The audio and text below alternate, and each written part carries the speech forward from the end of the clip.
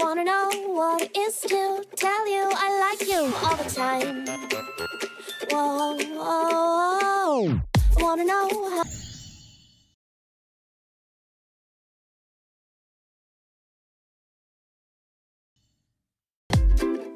I wanna know what it is to tell you I like. I wanna know what it is to tell you I like. I wanna know what it is to tell you I like. I wanna know what it is to tell you I like you all the time. Whoa, whoa, whoa. I wanna know how it feels.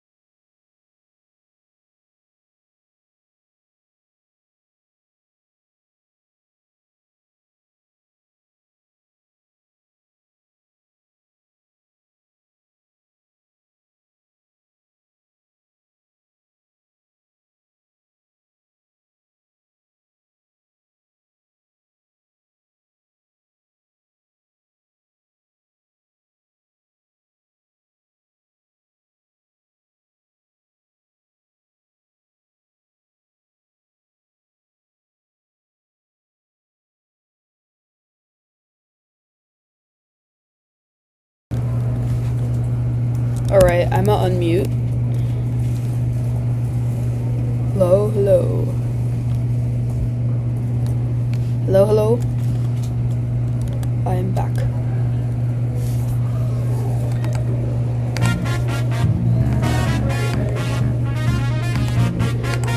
Yeah, just so you know, Willie, I haven't unmuted in a while.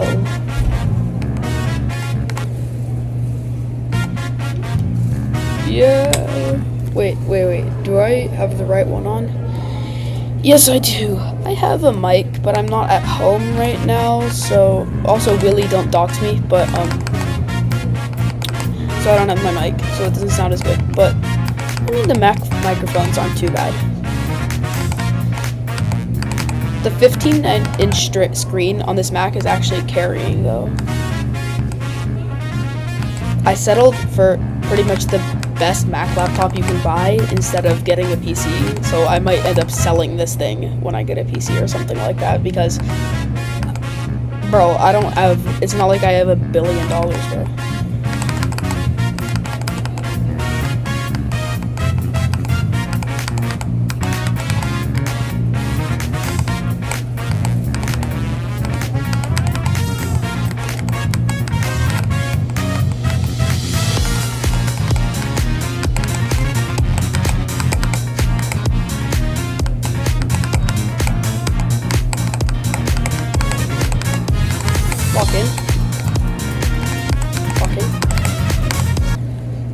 Okay. Alright, no. I was just unlucky. I die a lot at that one attack right there. Bro, these sub goals are gonna cook me. 150, that means I have to beat B, so this might take a little bit.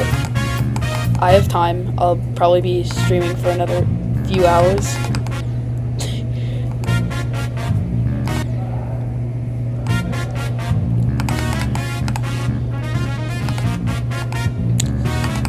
Subs, 9 circles.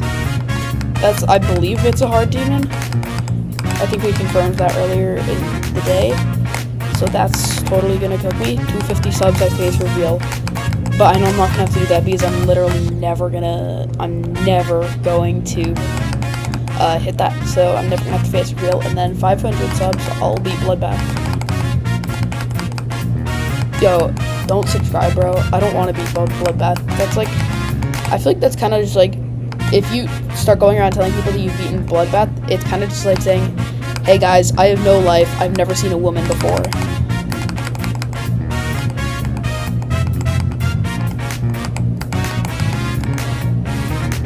Zoink is actually cooked, bro.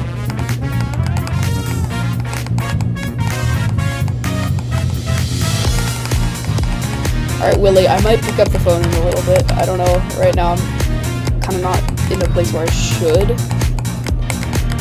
I feel like when I'm directly talking to somebody, I can get too loud, and I'm pretty much in a public space right now, so...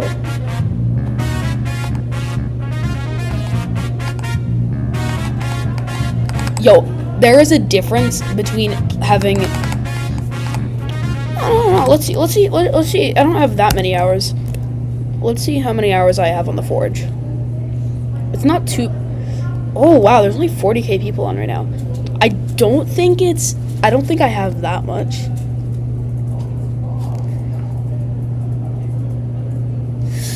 Bro, I had people around me, so I couldn't really have too loud of a reaction. It was kind of like gagging and retching, pretty much. Okay, the 450 hours on Fish, like at least 150 of that is AFK time, and it was one of the only games I played for a year. Oh, I cannot do Roblox on stream. This is so laggy. I only have, okay, 157 hours. You were about right. But still, I haven't really been playing much else. Says you, bro. You literally, you don't touch grass, bro. You were literally playing Forge at the same time you were skiing. Like, yeah, yeah, that's, I mean, I understand. To be honest, I feel like GD is kind of the type of game most people play on the side of, like, what they play normally. Because, like, people play, I know, like, a lot of people play GD, but, like, a lot of them play, I don't know, Roblox or Minecraft primarily. But since I don't know, I need to start playing this more.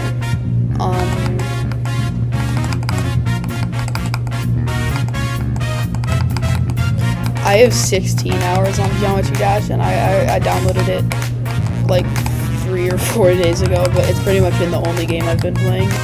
And I've logged in like 6 hours on it today because I gotta make the moolah, bro. I gotta keep streaming, keep making the money. Well, I'm not making any money, I'm sure you know that, but like,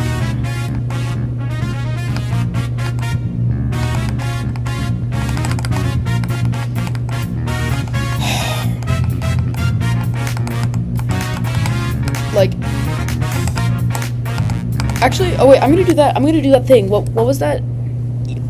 Oh yeah. I just bought this Willy Kid Minecraft a few days ago. Yeah, and he already logged 20 hours. I've had so many hours though. The world I started a few days ago, I'm already on like day 65 on it and pretty geared out. I'll do that thing. What was it? It was what was that thing you were recommending earlier? The race to beat Silent Club Step.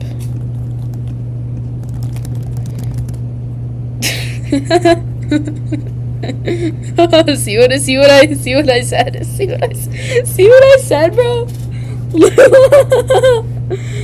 Look at that. Exactly what I'm saying, bro. Exactly what I'm saying. Oh my god, bro. Holy. Race to beat Silent Club Step.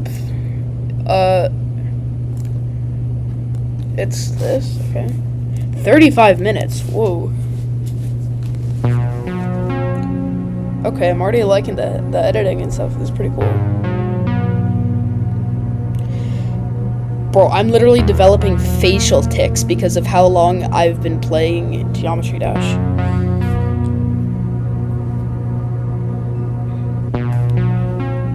Just like any other video game, Geometry Dash started from humble beginnings. With the game's release all the way back in August of 2013, the concept was very simple. It's like a boomer game, you bro. Jump Wait, I need a... real quick, like...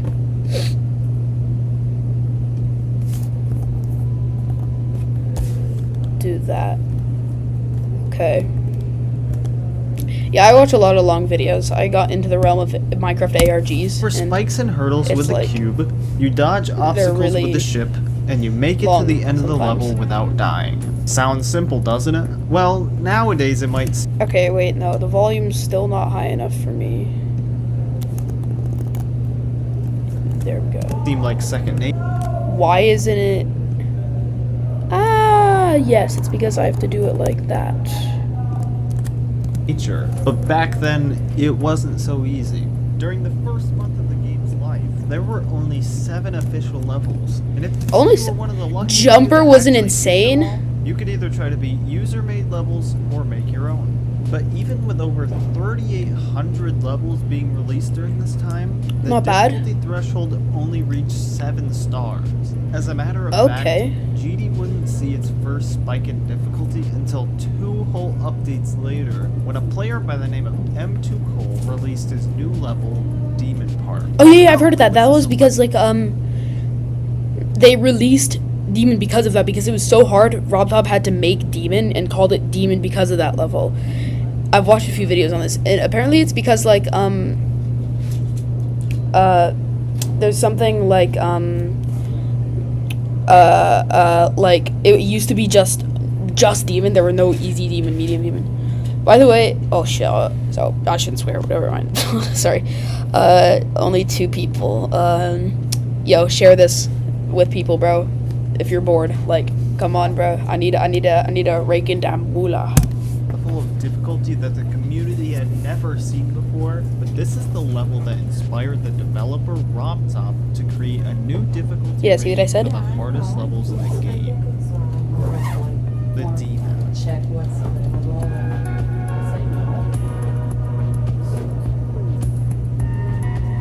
What do we know? Wait, Duck, are you still on? I spoke.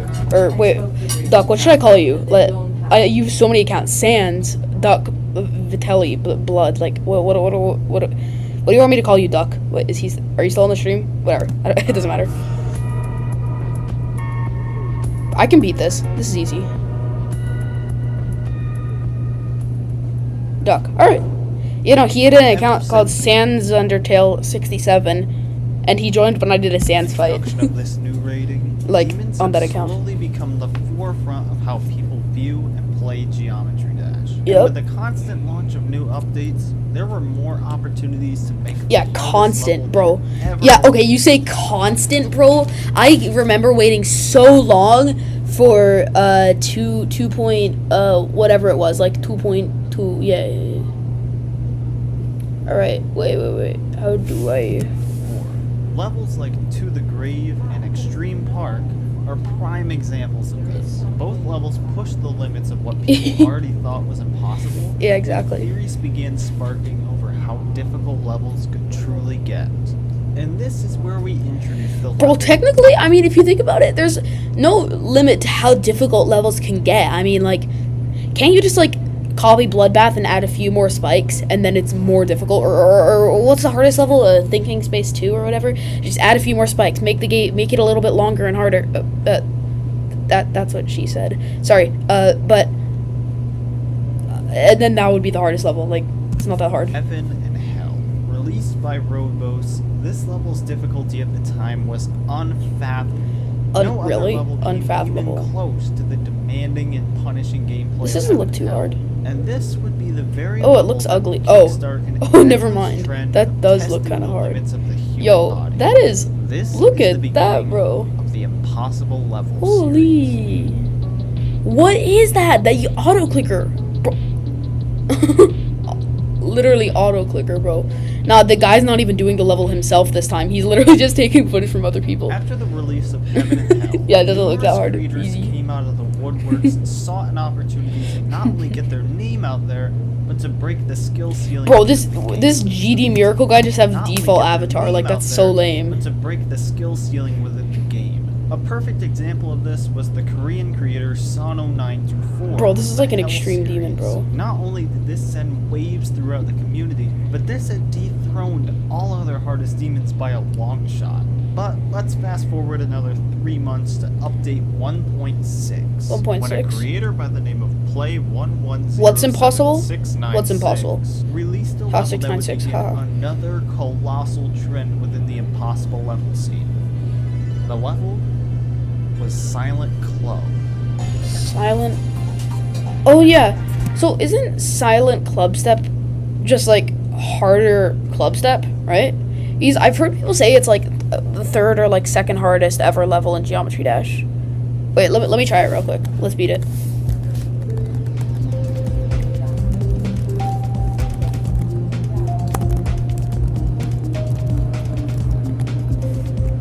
Silent Club Step. Oh, Extreme Demon? Yo, who cares? That's easy. Oh, it's just Club Step. Okay. This level's actually free, bro. This is free. Like, I don't even know how you could, like, not beat something so easy like this. Like, it's not even, like, it's just so unfathomably easy. Like, this is actually free. This is free, bro. Exactly. See what I mean? Like, just some simple quadruple spike jumps. Like, I get this. Let me cook. Alright. That's like the easiest level I've ever seen. It's fine. Okay, now all jokes aside, this is legit kind of hard. Now this was the definition of impossible at the time. To put into perspective how difficult this level was, we would see its first victor a staggering 7 years after it was released. What? No way. Wait. How do you see, like... yeah. No, I can't beat B. But I actually, I have to now because I hit 150 subs. And according to my sub goal, I have to. 7 years, though. How do you know? Like... How do you know if it's the first victor? Do you get, like... Is there, like... Whatever.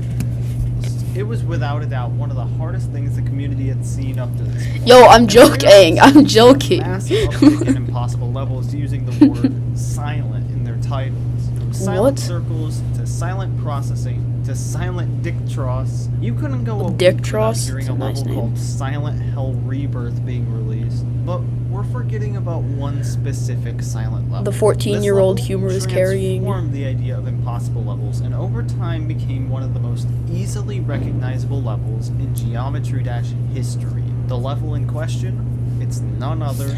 Oh, somebody joined. Hello. Yo, welcome Brody the Sigma. Hello, I have a deal for you. I subscribe to you, and in return you do nothing. Does that sound like a good deal? Ooh, I don't know. That's kind of tough. I mean,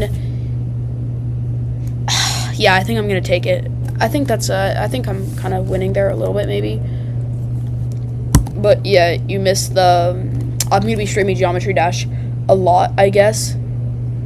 Like, I don't know. This is working out really well for me. I had 125 subs earlier, so I'm gonna keep doing this. Silent Club Step.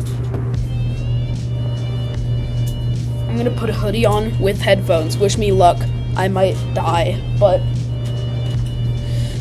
okay. Yeah, no, this level's impossible, bro. What is the Silent Club Step was a level created goddamn like update 1.8, but later TAS? uploaded What is it? in Tool 9 tool by the assisted infamous creator, speedrun. Salent. Name sound familiar? Well, he did also collab with Cyrillic to make Silent Circles, another one of the most well-known impossible. What is that? But What is that was over a gameplay? whole year later. Let's not get too ahead of ourselves. In Just ate a 2014, cucumber-flavored Silent Club Step Skittle? was by Ew. far the most treacherous level that was ever conceived. Wait, what the was? level of precision needed to beat this almost seemed humanly impossible. Wait, Silent Circles? The number of frame-perfect jumps and ridiculously hard timings was unbelievable, and it had some of the hardest dual and straight fly parts that anybody had ever seen. The idea of beating this level never crossed anyone's mind. People kind of just accepted the fact that this was never going to be beaten. What? But that didn't stop people from playing. The earliest instance of Yo, Silent Club basic beat Silent Circles 100 million years. Okay, buddy. Step was when the famous player and creator Zobros beat the level in practice mode. In 2015, Zobros was known as one of the most skilled players of all time. So when he finished the practice run in 974 attempts, people got worried. In the 13 months following this run, we saw very Yo, scarce that red progress. practice mode is actually kind of However, cool. in November of Space UK.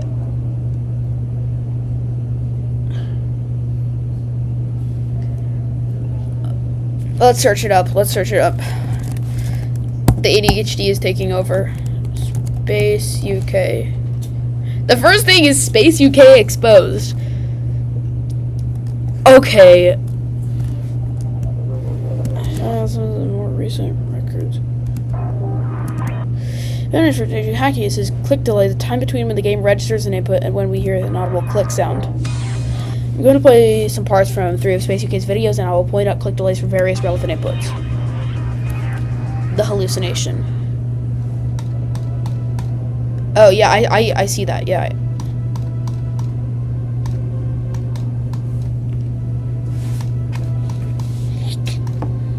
I definitely see that.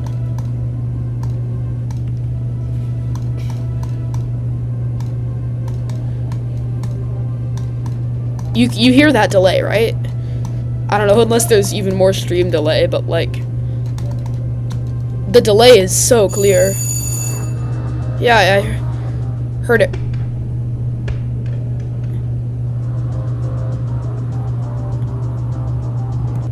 On a click will no longer have.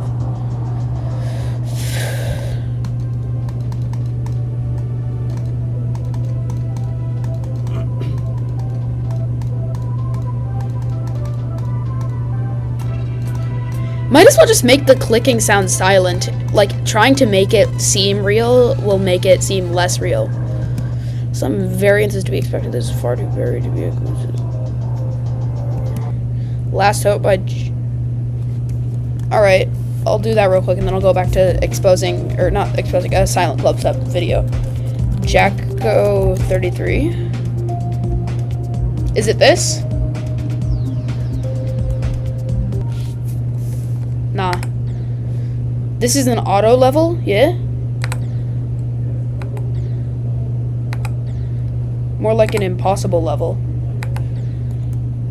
Oh, it's a video. Oh, well, I'm already in the middle of this one. I'm not that attention spanless. 2015, a player named Ice Cave got a record of 4%. This might seem like nothing. What do you but mean? At the time, this was unheard of. It would take another 6 months before someone broke this record. No On way. May 16th, 2016, a player by the name of... Oh, bro, I don't make any money, so it doesn't matter if there's copyright music. Like, there's literally, like, it doesn't affect, like, it's not like it demonetizes me. It would get 6%, just barely making it into the infamous straight fly. But once again, progress would die down a lot, and we wouldn't see another big achievement for this Subway level. Surfer? Bet. Yeah, for those of you without an attention span. Surfer gameplay 1 hour.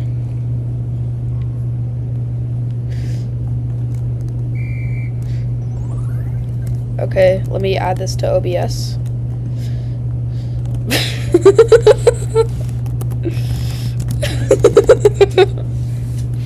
I can't believe I'm doing this.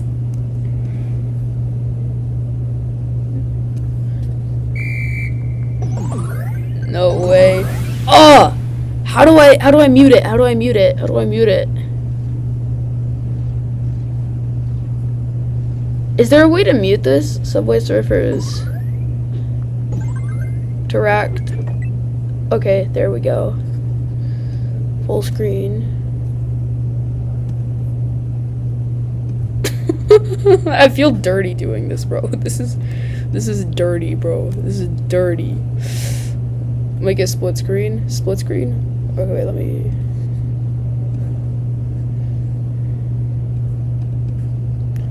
Split screen. Bet.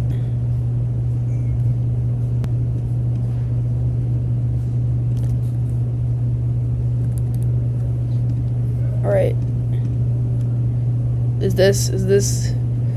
this good for you? Attention spanless, brain rotted, little degenerate. Is that okay? All right. Until 7 months later. As Update 2.0 was drawing to a close, the pro player scene had experienced a really big change. The best player at the time, according to the community, was Sonics, as he had just finished verifying the I've heard of hardest him demon in the game, Sonic Wave. Oh, I've heard of Sonic Wave, yeah. After verifying the level, he decided to do what Zobros had done a year and a half prior, and try to beat Silent Clubstep in practice mode. Welcome back, Hypotnik. If you recall, the record was 974 attempts, and Sonic's absolutely crushed Wait, let me full screen this so it's this better. record, beating it in nearly less than... Wait, let me put the...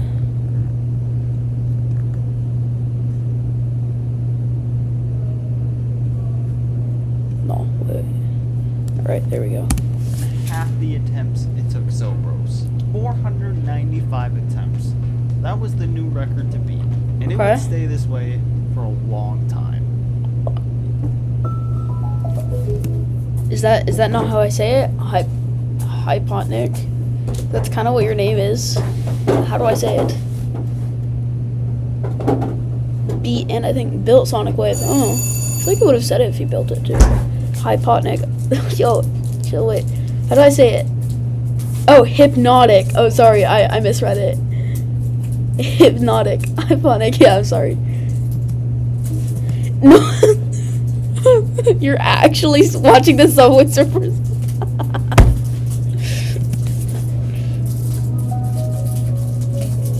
Oh, his music is chill.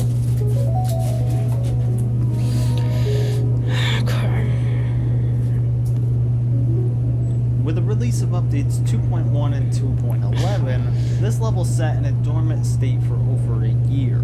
With the addition of so many new features, Yeah, because 2.2 unbelievable levels won't being exist for like released at 2 this time, decades. Silent Clubstep was kind of pushed No, to what the Geometry side. Dash is like. Bro, Geometry Dash is just a few years younger than me. Like, how is it that old?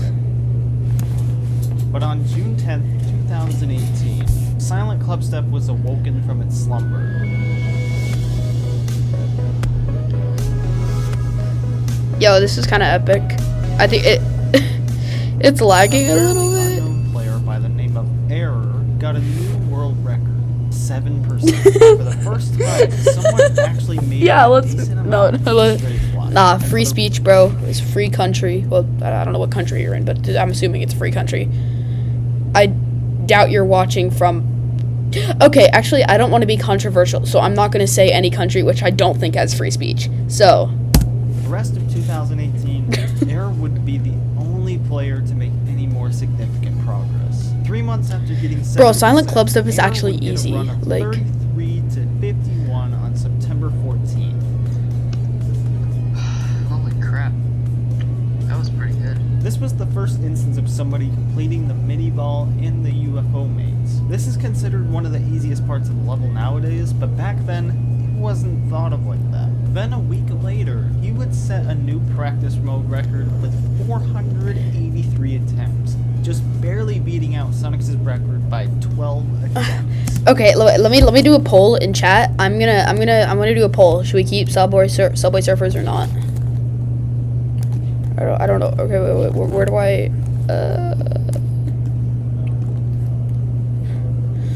Bro, why? Is there a way to like keep streaming on the same stream? Because look at how many attempting to beat my first medium demons there are. It's so annoying. Okay.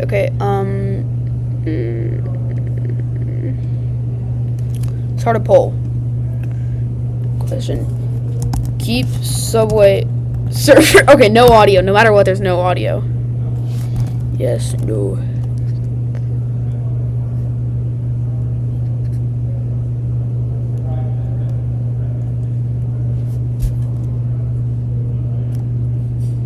Six, 7. Seriously? Seriously, guys? Seriously? I mean, I'll keep what the viewers want. If this Duck, I'm sorry. If this means you're clicking off, just don't click off. Just like change the window so that you can't see the Subway Surfers part. All right. However, he was able to... Wait. He did Silent Club Step practice in 12 attempts. That's crazy. However, Oh, no, he beat it achieved by this 12 run with the help of a attempts. secret way. Yo, shut up, Brody the Sigma 6'7". Yeah. Oh, you're on mobile. Allowed him to skip the duel at 63%. And then it was 2019. But wait, there was actually another player who was grinding the level in practice mode as well. This record went under the entire community's radar, and with only 9 subscribers... 9 the subscribers? player That sounds like Penguin me. Luigi set a new record of 438 attempts in practice. He shaved Damn. nearly a tenth of the attempts off the world record, and with only 6 views, this was one of the most underrated achievements up to this point Holy. in GD's lifetime. Yeah, I For the beat next Silent 5 Club. months, progress on Silent Club I can do set that. would take place in the form of practice mode runs. Yeah, I just can do trying that. To lower the amount of attempts do you mean to X? finish a run. PlayStation On February or 7th, Xbox controller? 2019, I didn't know you player could Peril Call play this on absolutely Xbox. destroyed the previous record, achieving a 301 attempt practice Ta-da! run, lowering the old record by over 30%. And then, only 11 days later, the pro player Atomic would lower the record again with a 267 attempt. Oh, nah, not again. Just to put into perspective how much Okay. the community progressed on this Yeah, level, don't Atomic's even record dare. was a little over a Teapot sound? Let me see. Like. Don't His even there. record was a little over Teapot sound? Let me see. Like. I think it's the fan. I think it's a fan or something. Or I think it's heat because it's really cold where I am. So there's a lot of heat. quarter of the attempts it took for Zolos Oh. to complete. Oh, if it happens every few minutes, I'm not sure then. 4 years earlier. It was clear that progression on this level was not stopping anytime soon. Alright. After this insane progress, the practice mode phase died down for a little while, and people started working on passing Yeah, yo, parts in their weaklings time. start One of the doing the level for real. Like, yeah, Sure, I'll dox myself. Let's see what the weather is where I am. I mean, it's not like you're gonna come find me. I'm only here for like another 2 days. This isn't where I am. Yeah, I mean, I'm here right now. Oh, okay, it's only 12? Wait, is this Celsius? Or... Because I hate Celsius, bro. Okay, no, it is Fahrenheit. It has been a lot less, though. Like, it's been a lot less. Like, it's been down to, like, -11.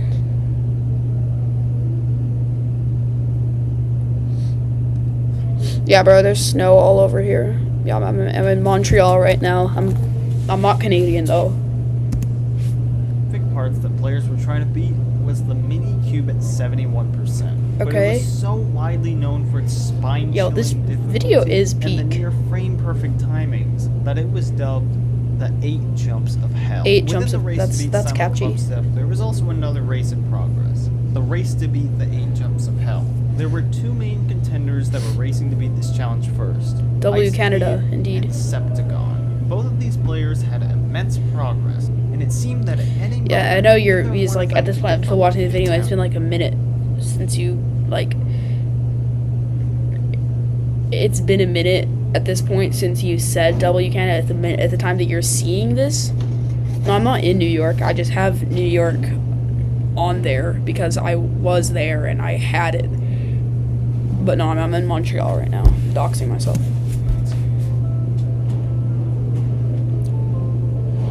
But then out of nowhere, someone beat it. Bro, I don't live in either of those places.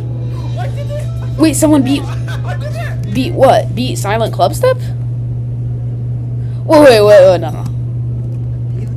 Both of these players had immense progress, and it seemed that at any moment, either one. Yeah. Most of my channel is Roblox. I play mostly Fish and Forge. I've been playing a little bit of some other stuff, but that's mostly what I play. I'm looking forward to Abyss coming out. Mostly that. Attempt. But then out of nowhere, someone beat it. Oh, his levels is just the mini cube.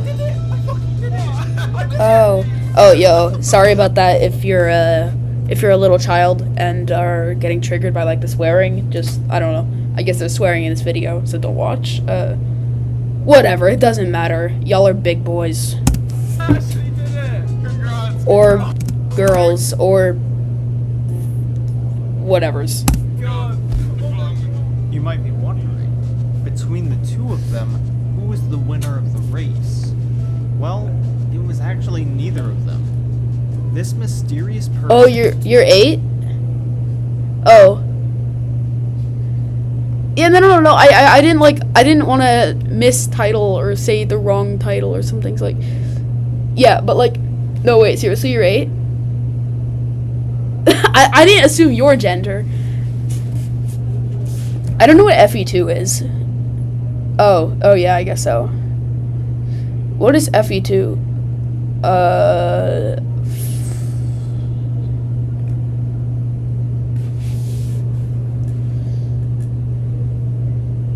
Flood. Oh, yeah. I'm not really into those types of games. I don't know, and I'm kind of trying to do the Geometry Dash thing now. Hypnotic. I feel like an unk now. Why? Came out of nowhere and put the 8 jumps of hell to bed. I can do the was a 8 jumps. player by the name of Azza for the win. However, there was one minor problem. During Azza's I don't know. I generally like. I don't really like minigame games. I kind of like. I don't know, like simulators and story games, horror games. I love horror games. You're 14. Cool. I don't think this kid's actually 8. Oh, you're 10? Cool. You have 250 hours on Geometry Dash?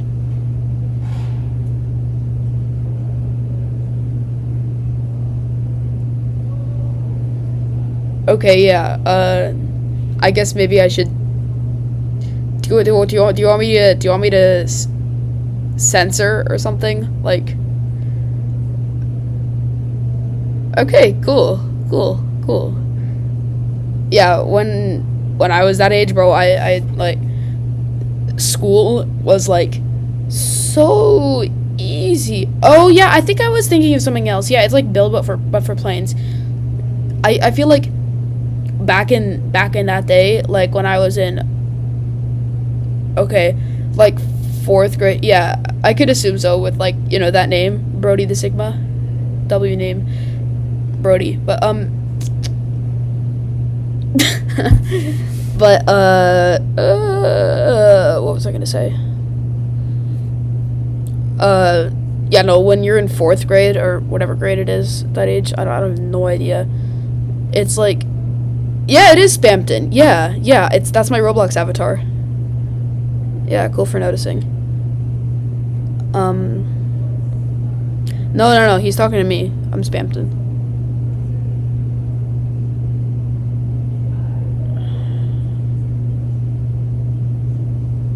ULC. What's ULC? Bro, I'm not familiar with a lot of these acronyms. I'm trying to think. Oh, you adding me on Roblox? Who spammed it? He's from Deltarune. It's a game like... Oh, Undertale last quarter. Wait, what was the question? Do you play... No, if that's a fan game, the only fan game I've played, I think I've played Last Breath, and I did like all of the neutral and pacifist route in Undertale Yellow. Yeah, Sans is from Undertale, but Deltarune is kind of like an alternate universe with like the same characters as Undertale, and Sans is in it. People begin to realize that he was not playing the game mirrored. Exactly. Hyperlink blocked, And whatever, you know, that players became stuff. hesitant about claiming Asa as the first Bro. victor. But only 2 days later, I even decided to the lose the first long nose completed because I don't run, really like that. It's kind of Ice King ugly. was able to get a 71 to 100 run, starting Nice. right before the 8 jumps of hell. Just like Asa, he didn't. Oh, it's a game on Roblox? No, I've seen some Undertale games on Roblox, but I've never really been the hugest fan of them. I like really. I'll show you guys my continue page. I mean, bro, only 4 people are on right now. I don't play Bee Swarm Simulator. I used to when like on my old account, but whatever. I don't really. Oh, wait, they updated this. Wait, hold up. I actually love that game. I'm gonna check the DC here for a sec. Okay, maybe I'll try it out. But yeah, these are the 3 most games I'm playing right now. This is kind of brain rotted. I know it's very brain rotted. I'm just like, I don't know. I need to see the Survive on a Raft Discord because I actually love this game so much. New dungeon, deep sea discovered, hidden dungeon beneath the ocean depth. Okay, whirlpool event, getting closer. Being dragged into a whirlpool, transfer you directly into the deep sea dungeon. 120. Okay, cool. Yeah. I'm a Build a Boat fan. Disregard this. Yeah, I feel like there's something where it keeps like mixing up all of my. Oh yeah, I have actually. Wait, where's my? I need to. I got my new computer. I didn't install RoPro yet on it. So let me just do this real quick. And alright, great. Oh yeah, I realized it doesn't save my stuff from my other computer. I actually think I can see. Yo, using language like that. Yo, you gotta grow up a little bit first before you start using language like that, bro. Come on, Brody. Literally and metaphorically. But yeah, I can. Oh, also, I'm kind of lucky. Oh, yo, this guy's in here right now. Okay, cool. Oh, that's loud, bro. The music is kind of peak though. Yeah, it's breaking my computer. I need to turn my graphics down. Oh, sorry. Oh, okay, yeah. What is this? Christmas Tide? That must be new. I have a friend in here. I want to see what aura he has because I've never seen it. Oh, Willie, if you're here, Isaac is in Souls RNG right now. That's cool. I've never seen that before. But I have some pretty... Oh, he's player. Okay. He's not that good. I'm actually better than Isaac in something for once. Okay. Yeah, I will. So, my inventory is kind of crazy. I only came here to see how many hours I have in here. How do I... Achievements? Okay, no, that's roles.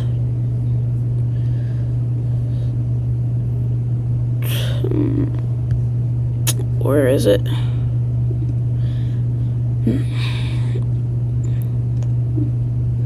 52,500 minutes. 52 minutes in hours. My username is that's 875 hours. Holy, I have double raw ruins though, which is both 1 and 500 mil.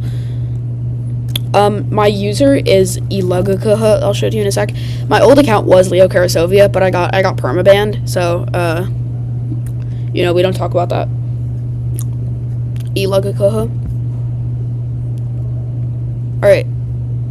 Let's see. So you guys friended me? Are you who are you? What's your name? Put it in chat. Put my name in chat, okay? Oh, you're Blackout? Okay. Alright. What's up? Yeah, I typed it in chat. Your user is ofcomes? Is it ofcomes?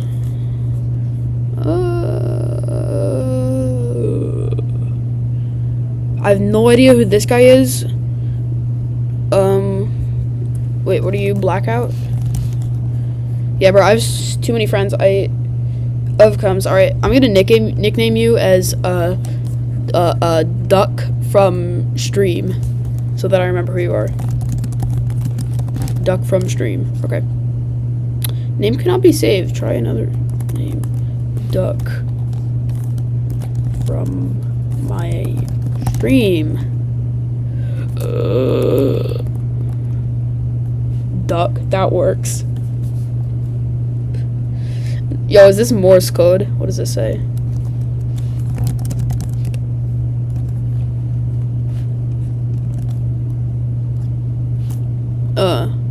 Is that not Morse code? Okay. Of comes in people. Oh, accept request. Alright. Shadow Wizard Monkey Gang. Okay. BP Kiwi. You're a Steal a Brain Rot player, I assume? Oh, Secret Universe. That's a W game. Alright, let's name you Brody from YT. Brody from Stream. Alright, that works for some reason. Why do you have invisible pants on? Ayo, that's kinda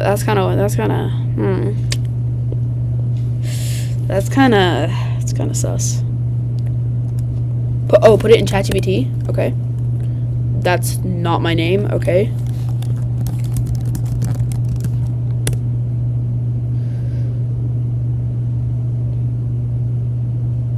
It's for obbies. Morse code. Do not give up when things get hard. Every step forward, no matter how small, proves it. Okay. Cool. Motivational stuff. Alright. I'm gonna, okay, guys, I'm so sorry. I'm getting rid of the Subway surfers. Actually, no, let's just do that, and then,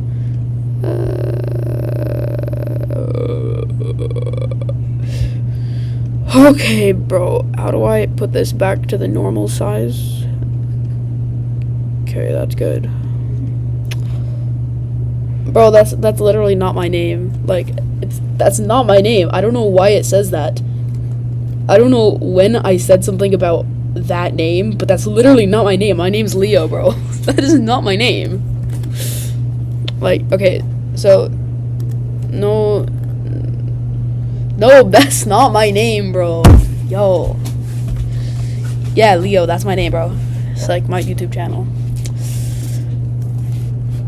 All right. I may just finish that later. I'm gonna go back to GD, I guess. I need to get through B. You mean call Sophia Monica? Okay, bro. Oh wait, what's your name? Sorry. Oh. All right, cool. That's you. All right. Well, if you guys want to know my age, nah, whatever. Take a guess, guys. Guess how old I am. Oh, this game is peak. I have it on PlayStation. W speed. Oh, not. Oh, that's loud. Okay. You're 14. Okay. Good guess. What else? What else you got?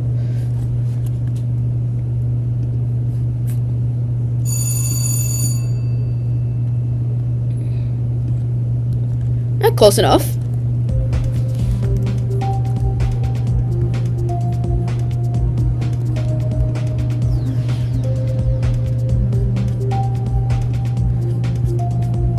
Bro, where is B? Roblox. Okay. In between 12 and 4. Yeah, that's pretty much exactly right. Yeah. Yeah. I'm 13. What is, bro, I just blanked for a second. What's the level called? Okay, yeah, you say I'm 13 after I already said I'm 13. But I don't know, maybe the stream delay is just messing this up.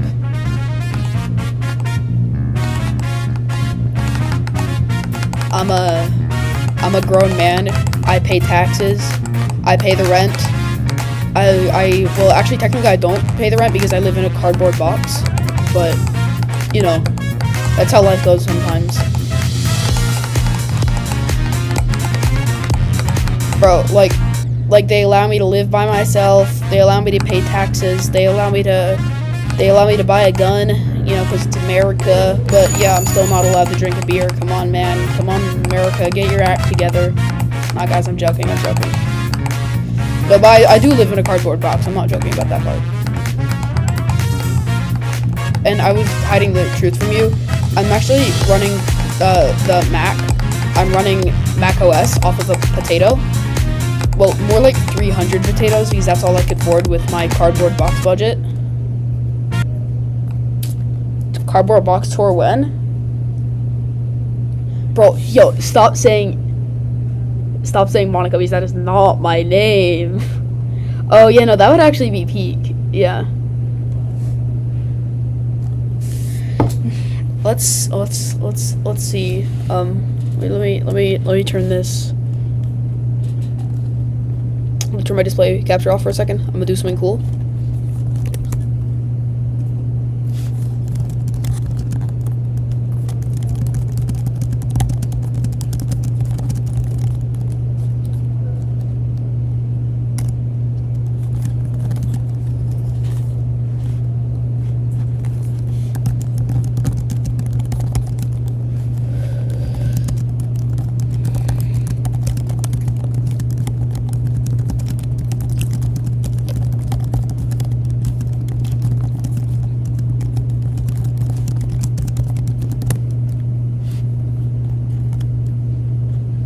Yeah, I'm working on getting a photo of where I live right now. Of like I'm doing a house tour.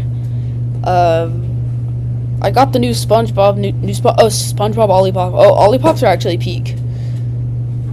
Like, I mean, to be honest, they don't really taste like the real sodas.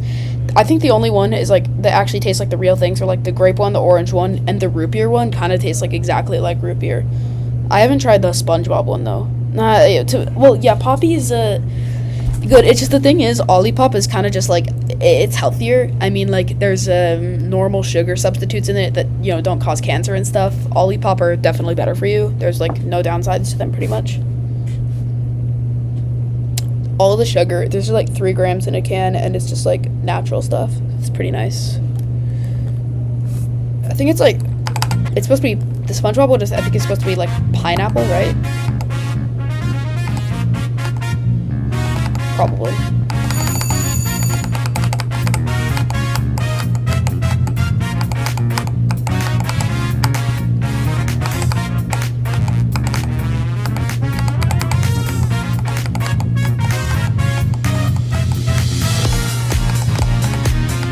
Yeah, the stream delay is really annoying.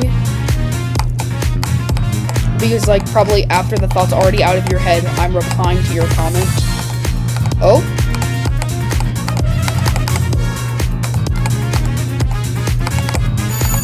No! L abusive father? What? What do you mean, bro? Okay, but yeah, this is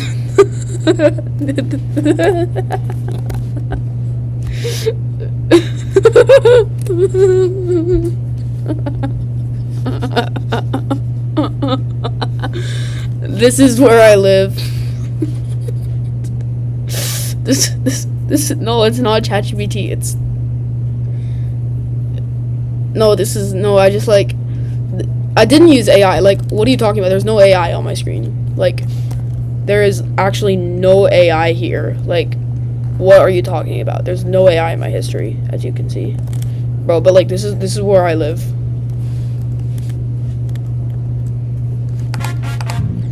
Yo, why is my audio not playing? Ah, oh my god, bro. What? Why is my audio not playing? What?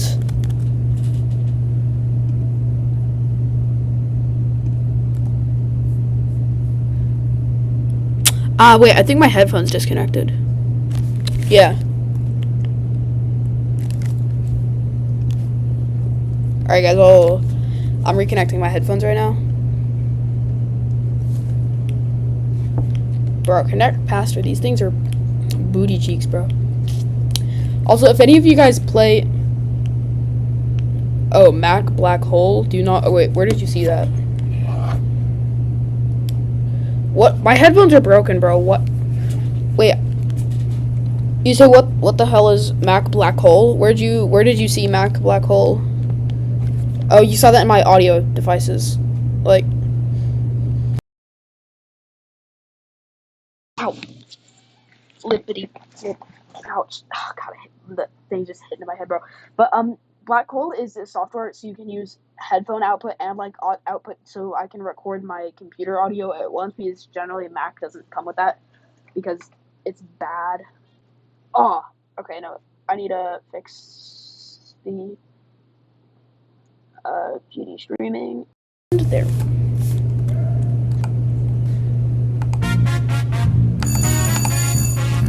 Oh, wait, you can't? Really? Ask your mom if you can get Bobucks. I just use my...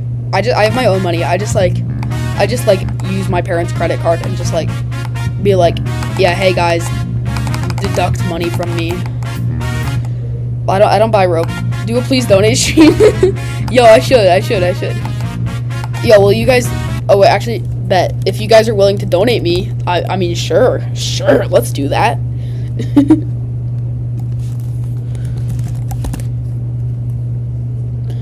Yeah, I love please donate. On my old account, I had 9K raised, but I no longer have that. Bro, back in the day, there was this keybind. You'll donate me from your alt? No, y'all's join me. Codes trade clicker? No, thank you, bro. No, bro. No. No, I'm just gonna claim my stand. This account has, like, I have, like, nothing on here. Text.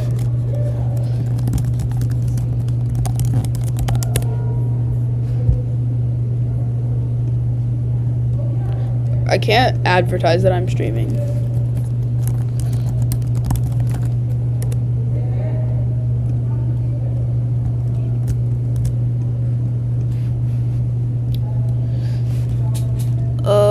I'll use the, the hunt one. Oh, yo, you're here. Alright. Quack. Indeed. Donate me 900 billion Robux, bro. Oh! Okay. You, oh my god, thank you so much for donating me 500 million Robux. No, wait. Yo, I need, I'm poor. I'm poor. Help me. Help me. Help me. Help me. You'll enjoy me. Help me. Help me. Help me. Help me. Help me.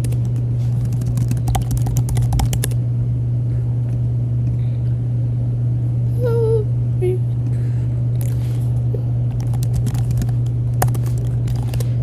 Does that work? Can I say link in bio? Yeah, I can say link in bio.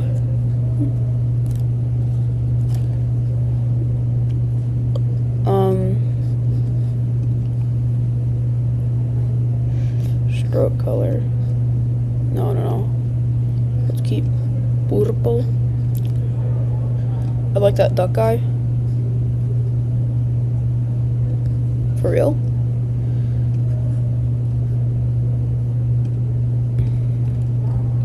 Live streaming, link in bio. Bro, should I just like leave this on overnight and like you should stream Studio Tale one day? I don't know what that is. Studio Tale? Whatever. I don't know why I said Tale. Whatever. Somebody donate me, bro. Donate me. I'm poor. No, actually, don't give me your donations, bro. I can buy Robux if I want to. It's fine. Bro, let me get my mouse out. I'm just gonna lock in, play two rounds of Rivals, and then I'm gonna get my mouse. Okay.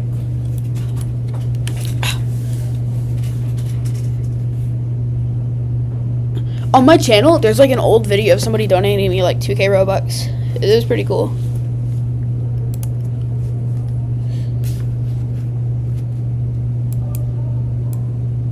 You left. Yeah, I did leave.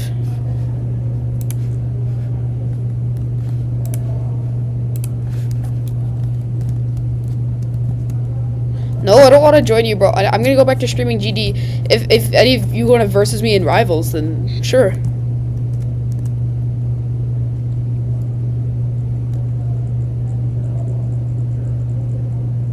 Yeah, you should start streaming. Oh, refresh friend page? Oh, you're gonna donate me? Oh, yo, thanks.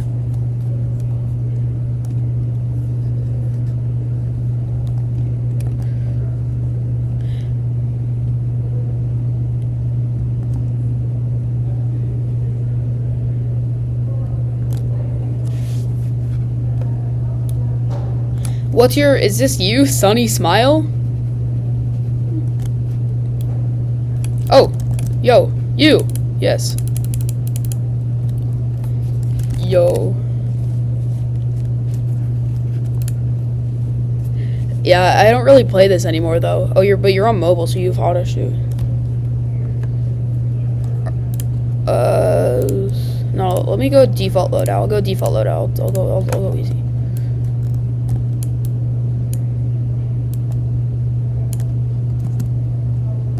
Oh.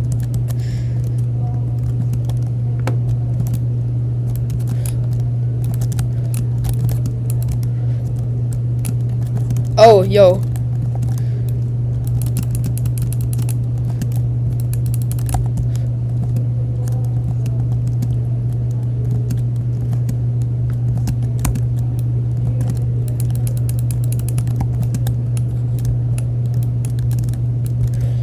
Oh. Okay, nice. Nice.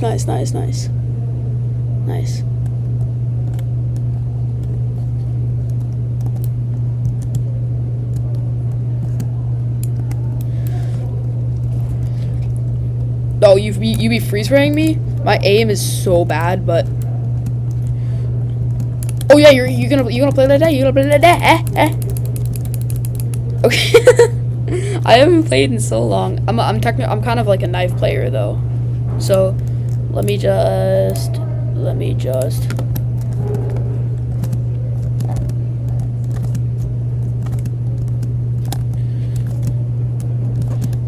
nice.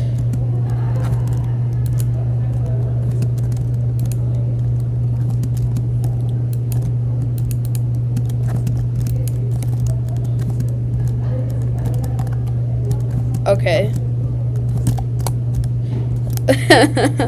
I'm cooked. This dude is most likely gay. Okay. Good for you for admitting it, I guess.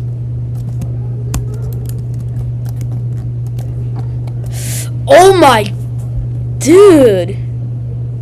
Okay, yeah, I'll go back to GD. Yeah, yeah. I don't really want to play Roblox right now, anyways. No, but I did a thing where I have to play B until I beat it. I hit 150 subs earlier, and I need to do this, bro, for the viewers.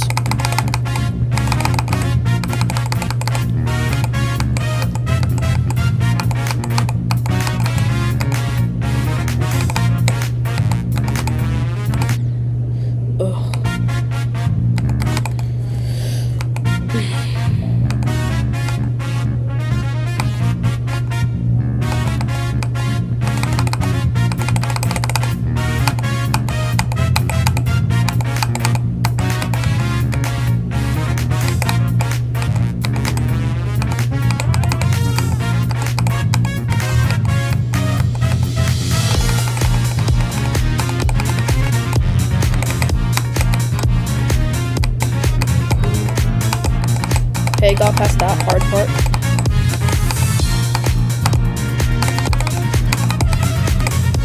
No, I jumped too late. I jumped too late.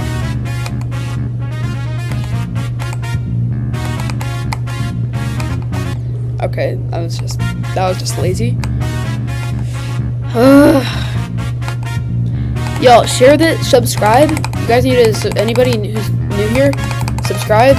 Yeah, I see Denzer or whatever it is. I can't really reach out right now. Welcome, by the way. Subscribe, share this with all of your GD friends.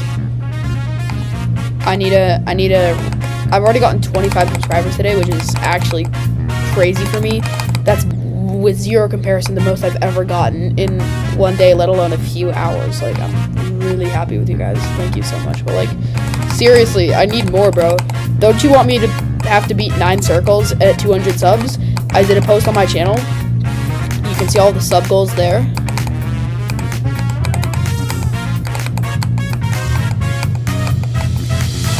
$500 subs, I have to beat. You have 500 demons? Really?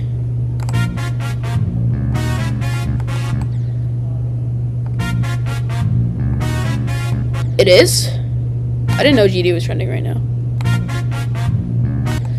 Soviet, should I make an orbit-themed chal? I don't know what a chal is, but sure, do that. 500 is insane, yeah. Well, share this with your, well, if you're that into GD, I'm sure you have friends that play GD or know somebody who plays GD. Share the stream with them, bro. Yeah, bro, I'm kind of a noob. I'm really sorry about that. I know, bro, my hardest level is the nightmare, so, like, somebody who's, oh, they are? Oh. I've never seen any Zoink videos. I know he's supposed to be the best player or something, but, like, I like King Sam a lot. Bro, y'all should go into King Sam-A-Lot's live stream and tell them to, and just start spamming, like, this link and tell them to join this stream instead. If all of you guys do it, all 4 people who's watching right now do it, then we can get a ton of people to come in here. So, like, I don't know, copy the link, tell them to come over here, and then I'll get all of the viewers from King Sam-A-Lot.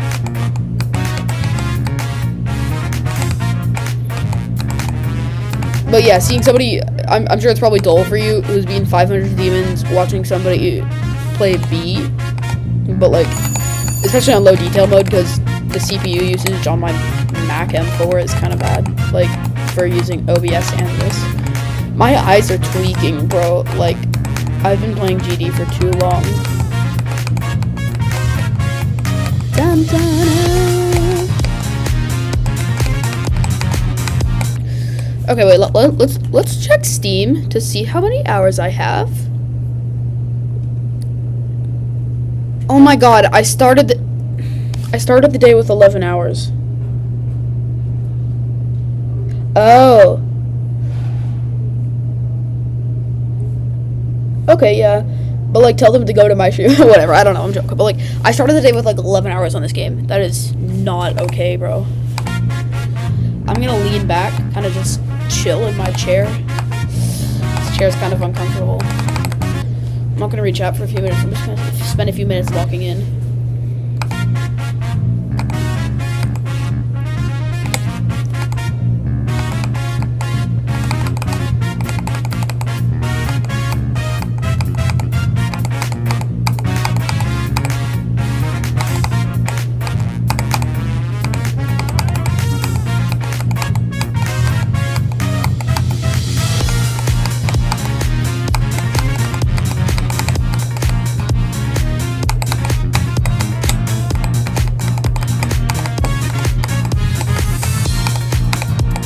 Nope.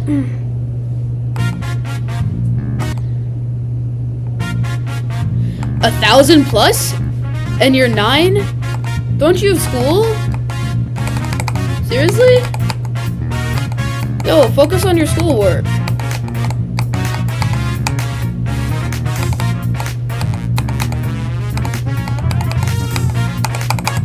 A 1,000 hours on GD is actually kind of crazy. I couldn't sit here and do this for 1,000 hours. Like, I'm probably gonna be taking like a day-long break after doing these 8 streams today. Like, a few of the streams kind of failed and only lasted a minute because I had to change some stuff. But this is really the 3rd stream I've done today with the same title, same everything. I don't really know how to... I think I just need to get the settings down and then I can, like... You're going? No, stay. Y'all, how do we get more people to watch this?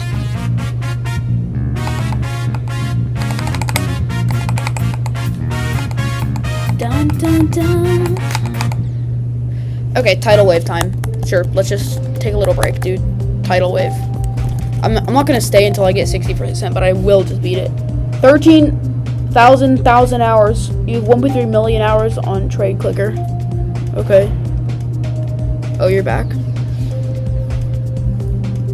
Tidal wave. I'm gonna try tidal wave real quick because that's an easy level. Why does everybody have this little bunny? How do you get the little bunny the little bunny skin? What is that? Why does everybody have it? How do I get it?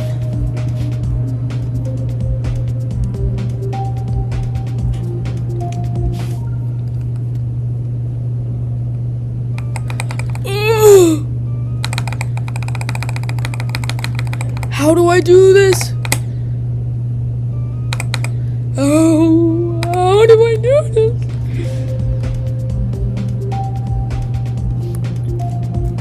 Yeah, how do you... 500 demons? 9424722. 3%. Tidal wave challenge. Okay. What is this? Okay, this is kind of cool. Whoa!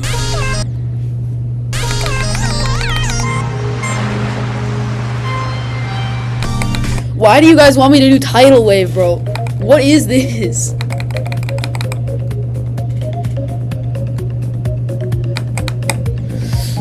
This wave section is impossible.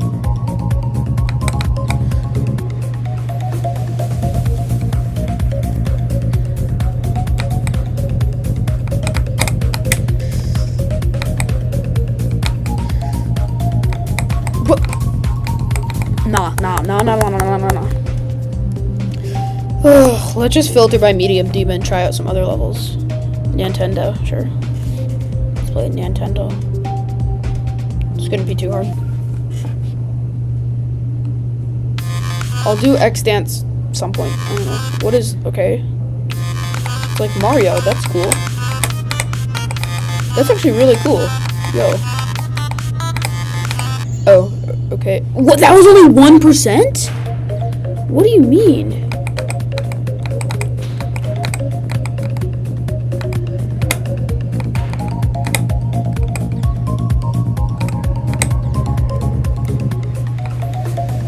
Oh, it's like... okay, so it's just like classic games. It's Tetris. That's cool. Okay, the stuff moves. This is not that hard. Okay, no. I feel like this is doable.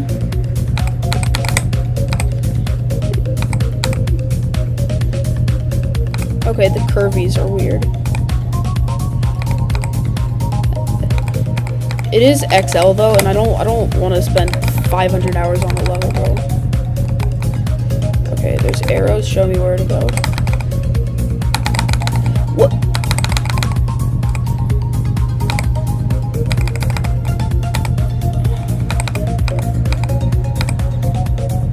Okay, bendy, cool. Okay, somewhat hard. Okay, it's not terrible actually.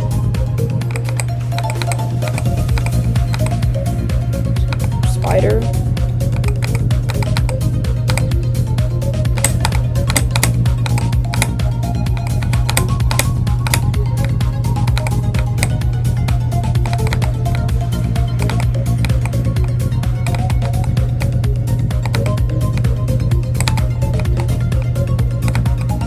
Are you good? Yeah.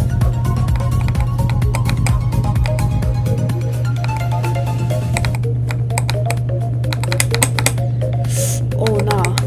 Oh, Portal. Epic. I love Portal. W game. Okay, why did it place a thing there?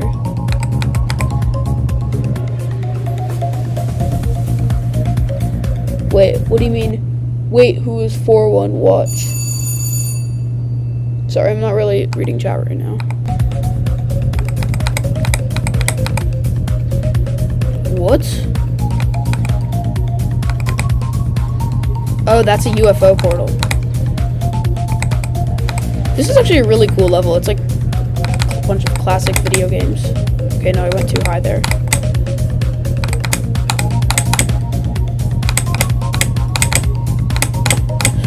Oh! Okay, wait, no.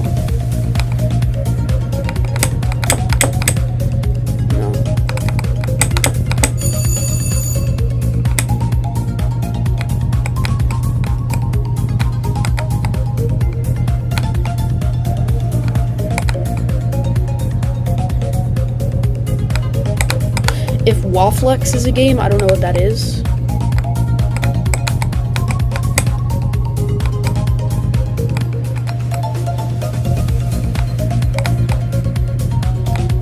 This is kind of hard. Yo.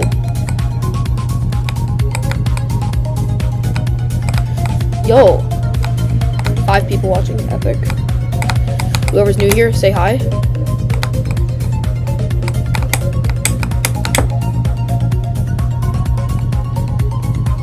Trying to beat some medium demons here.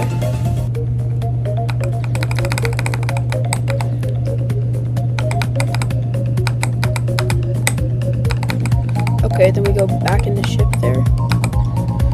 I don't like that.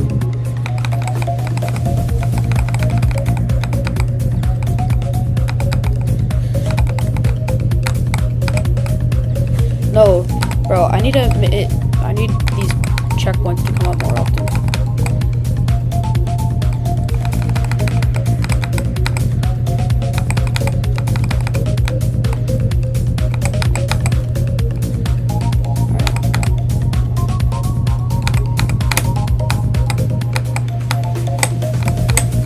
Oh? How did I die?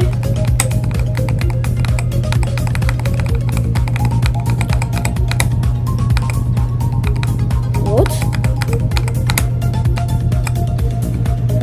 Oh. I get it. What the?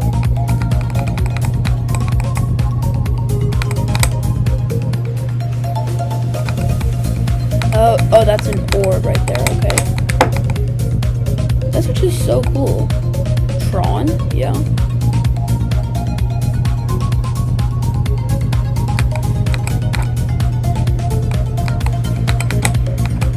Okay, this is weird.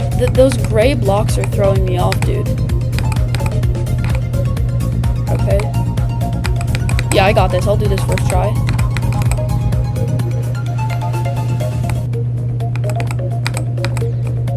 Okay, wait, no, slope. Yeah, I don't like this upside down part. Oh, okay, I did a little skippy there. Oh, no, never mind, that is not a functioning skip.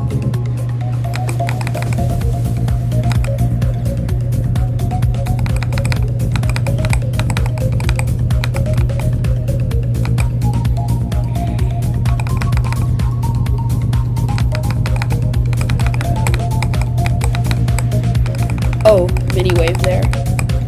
That's trippy. That's literally impossible. That's literally impossible. I hate mini wave, bro. I hate mini wave. I hate mini wave so much. Okay, what level do you guys want me to do? What is this? X dance, dancer 43. X dance.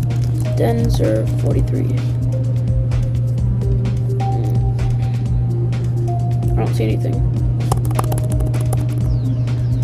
X Dance by Denzer 43.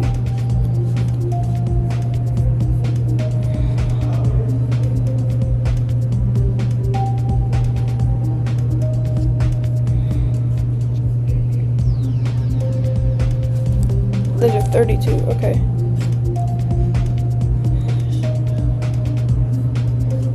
Bro, there's so many X dances. Is there an ID you can give me? What's Eon? Okay, buddy. No song. I'm not gonna bother downloading this song. Yeah, sure. 240 FPS. Let's do that.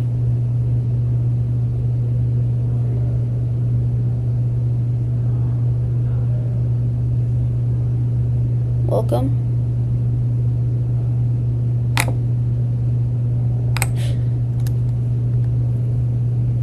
Eon.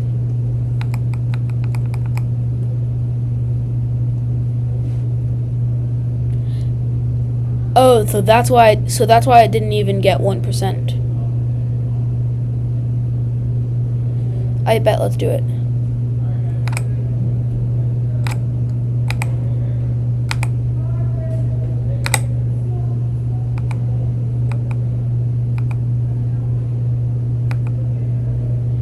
This is easy, bro.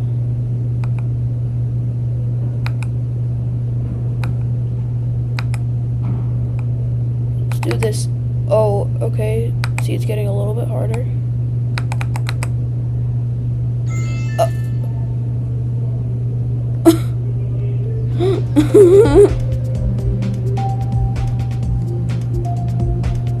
Denzer 42, and then X. Okay.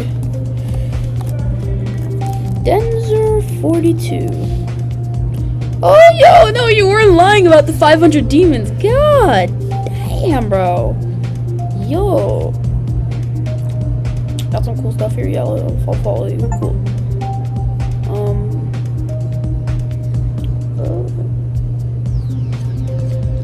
1K orb level? Okay. Oh! Oh, it hurts.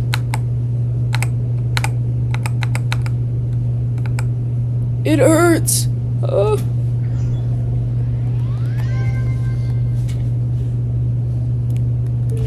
Yo, why is this? Okay, wait. Okay, the delay isn't too bad, I guess. My thing was behind. X dance. Okay, here we go. Okay, wait. Let's get the song. Thermodynamics. Okay, this doesn't look too hard. Never mind. That's what? How do I do that?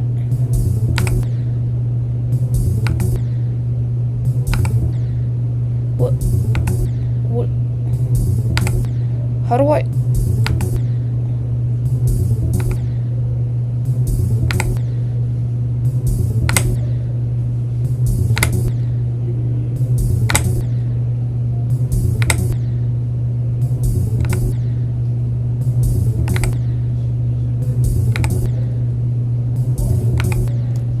No. Wait. Do Yin OO first, and then Kitty King second. Yin OO. Is that a person? No. That's level O? I'm confused. What is Yin OO? Kitty King? Is it this guy? No, I don't think so. Kitty King challenge? Is this what you want me to do? Ugh! Oh.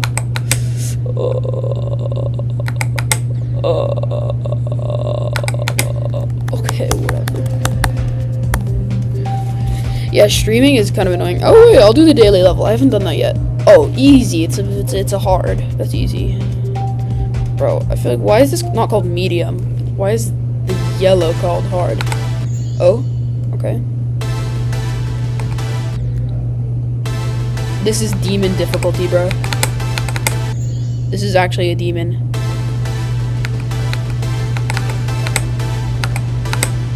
This is a demon, bro. This is actually a demon level, bro.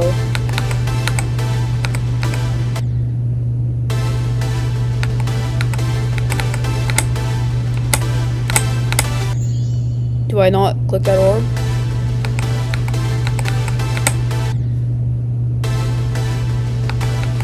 Oh yeah. I've heard the recent tab can have some funny things. I did one level from the recent tab earlier. FX. I'm gonna play it without the loop. Why did I say loop? I meant music. What am I looking at here, bro?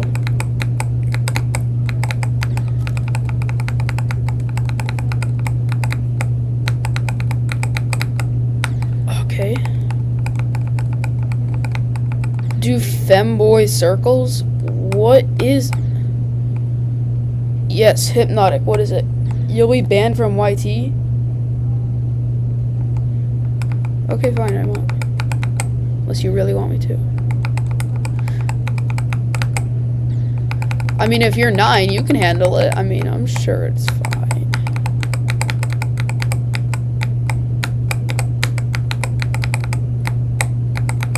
56%.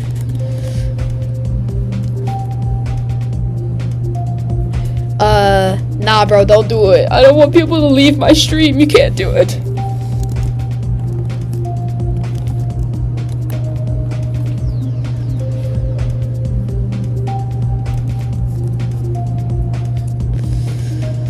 Okay.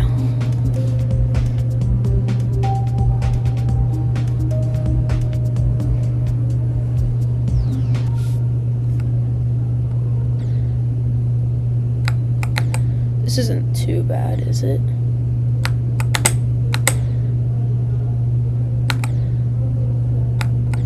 Oh yeah, they could. They could have 2 tabs open. Don't. Get your own viewers, bruh. I worked hard for them viewers, bruh. This is kinda hard. Why is Femboy Circles the hardest level I've ever played? How am I supposed to do this? Okay. Recent tab has that stuff. Well, let's see it. It couldn't be that bad, bro. This is a children's game. Archivement free. Attempt 1 logger. Oh, it's a platformer. What? What is... Okay. Talking to me? I can make a level, yeah. Oh, the bell. That was stupid. Riff challenge. It has 1 dislike. Okay. Oh, I figured out a skip. It's a skip. Yes. It's a skip. Yes. Look at this. Ooh, so peak. Oh, never mind. Bunny Beta? Sure. Let's play Bunny Beta. Ugh.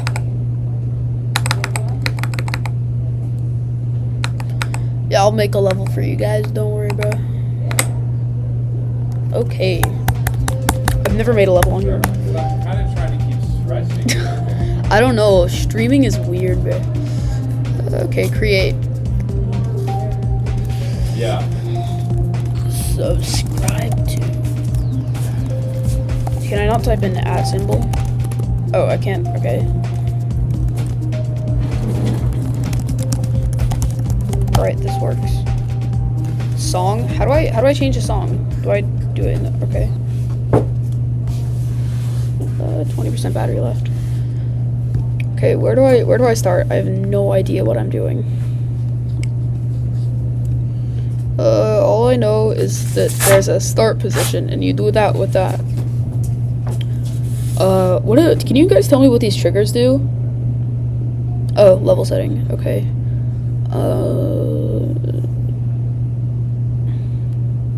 Select song. Custom.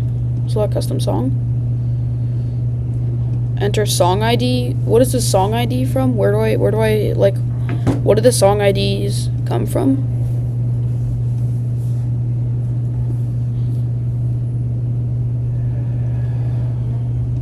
music library. What is the NCS thing exactly? Is that like, that's like the music, whatever. There's so much NCS. What is this?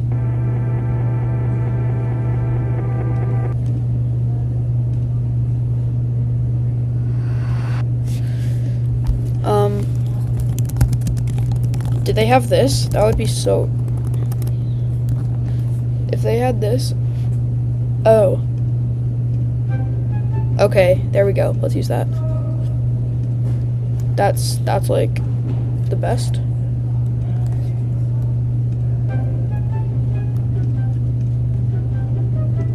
Alright, cool.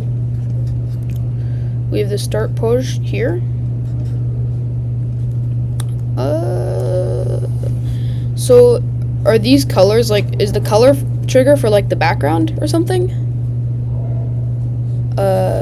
Edit object. Select color. It is peak. Let's make it white. Does that mean, what does that do? What did that do, bro? No, how do I, oh, delete. Okay. Edit object. Okay. How do I do this? Oh, it's for any object. Okay. So I'll delete the color. Okay, I don't need start position. Oh, okay. How do I do it? Okay.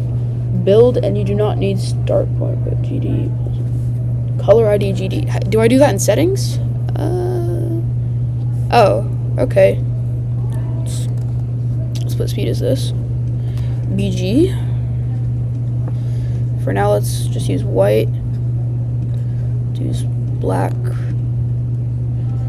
Let's use gray.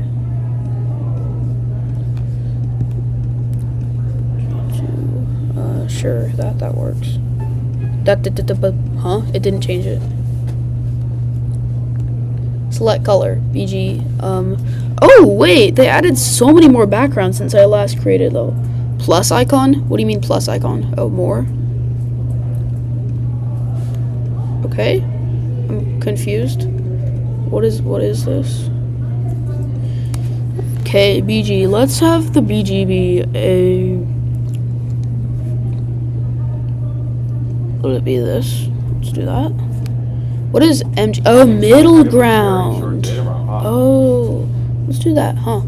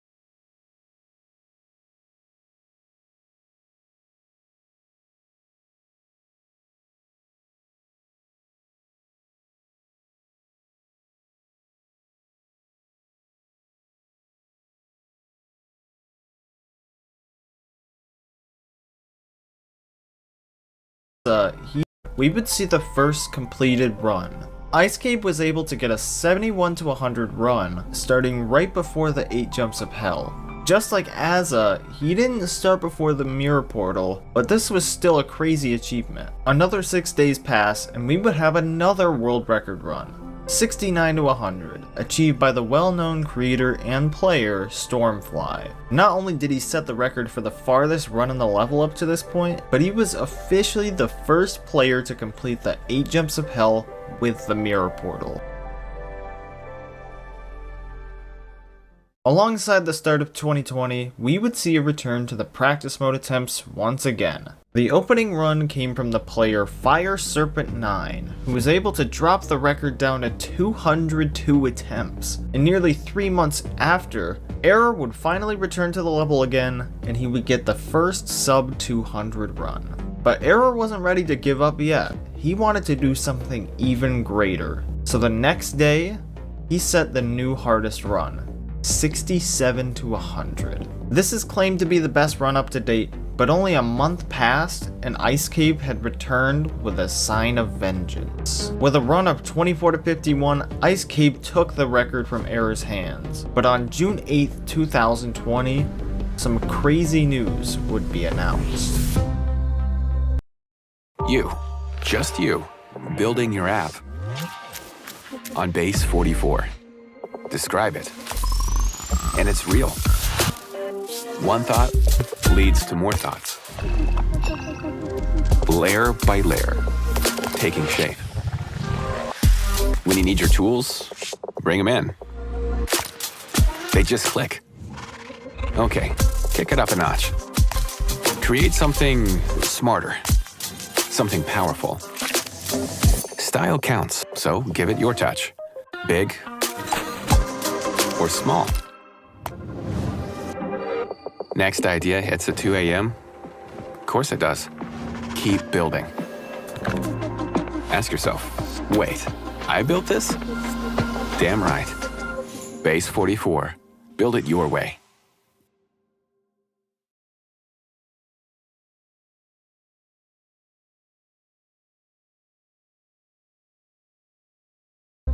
Salant had partnered with Ice Cave, and together they updated the level to now make it possible on all refresh rates. Obviously, this change came with some nerfs, but the level was still miles ahead of the hardest demon, which at the time was the Golden. Some people actually believe that the level was still humanly impossible, but after the new update, we were about to see a massive wave of new challengers. The first signs of progress would begin not even a day after the new version was released, when Septagon managed to get 62 to 100, passing the extremely painful duel section. The day after, Ice Cape would get 12 to 25, and then the day after that, Septagon got 24 to 63. Then the day after that, Error would return to the level again and would achieve the hardest run to date, 14 to 51. Unfortunately for Error, this record was short-lived because only 6 days later on June 18th, Septagon would take back the record with a run of 48 to 98. No, I messed up the memory. Oh my god. He was so close to getting the furthest run to 100, but there were some miscalculations in the cube maze at the end. But for the first time in quite a while, we would finally see a world record stay for longer than a week. But that reign sort of came to an end. Well, you see, Septagon got another world record, 9%. Nearly making it to the end of the straight fly, which is insane. However, 9% is just barely easier than 48 to 98. What that actually meant was that Septagon now held the 2 best runs on the level, which was an incredible accomplishment. Seeing someone do this well on a nearly impossible level must have made something click in players' heads, because 5 days after the 9% record, Error would set a record of 9 to 25, dethroning Septagon in less than a week. Then a week later, he would also pass quite a sizable amount of the middle section, getting a run of 24 to 66, but 9 to 25 was still the run to beat. And for the first time since the nerf date,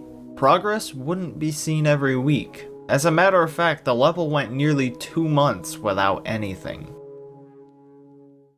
But on September 17th, 2020, a new challenger was introduced. This player is considered by many to be one of the most important parts of the Race to Beat Silent Clubstep, setting countless records in 2020 and 2021. This is Hyperbola.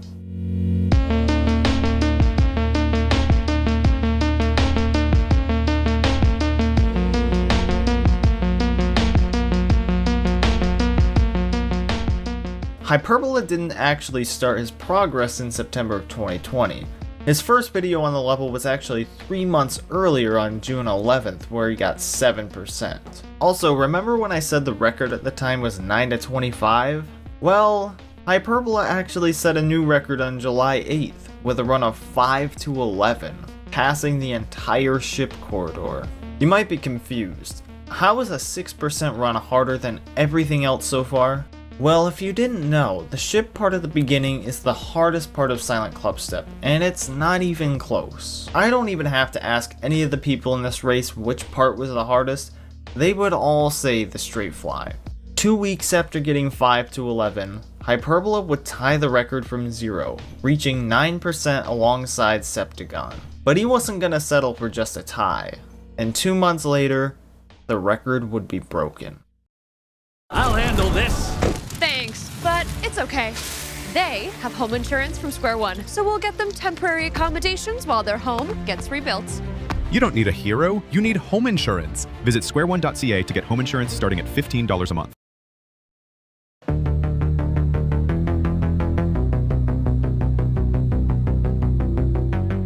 %. Someone had finally passed the straight fly. This world record really started to prove how difficult Silent Clubstep truly was. Even after the level got nerfed, people believed getting 11% was as hard as beating a top 10 challenge. But Hyperbola wasn't gonna stop. He wanted more progress, and a week later on September 24th, he got 9 to 25, completing the rest of the pre-drop. This meant that he now held the record for the 3 hardest runs on Silent Clubstep. And soon enough, it would become the top 4.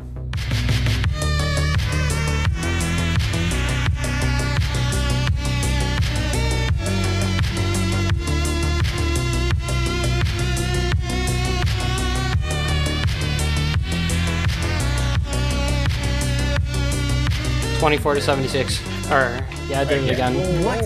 Yeah, I can upload that now. GG. By the end of October, Hyperbola had 5 of the top 6 records, and it seemed as if his skill and determination was miles above the competition. And that statement would only prove to be more true in the following months.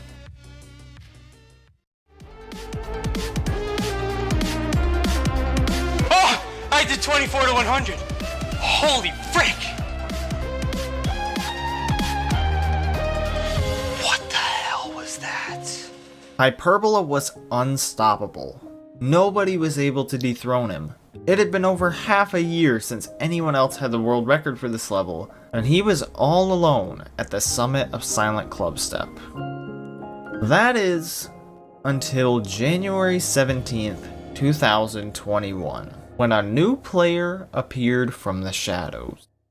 Although he was seemingly unknown at the time, he would steadily become one of, if not the most recognizable person when Silent Clubstep is brought up. Entering the race is none other than Vision.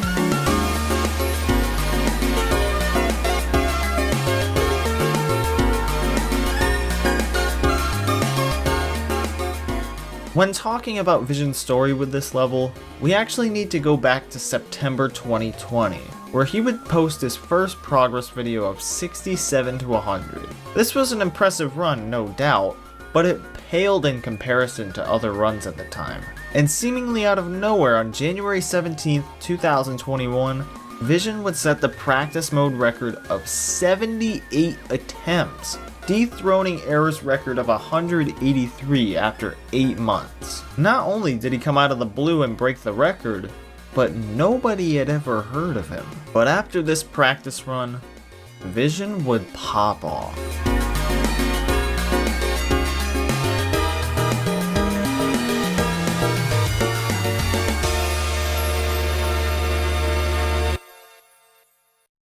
Within the first 2 months of his grind to beat Silent Clubstep, Vision started getting very noticeable progress. And what was even crazier was his hardest demon was Bloodbath. That may seem like a pretty hard level, but compared to everyone else in the race, he was a dark horse candidate. Except one of these players would slowly leave the forefront of the race. Just like that, we were back to a 1v1. And this was a back and forth battle for over 4 months.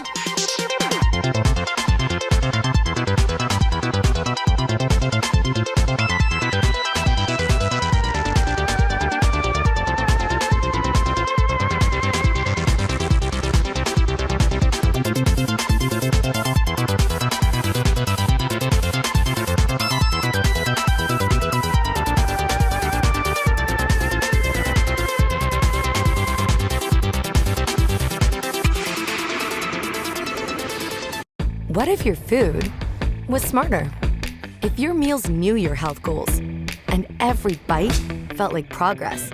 Factor is the health hack that makes eating well, easy. With chef-crafted, dietitian-approved meals ready in 2 minutes.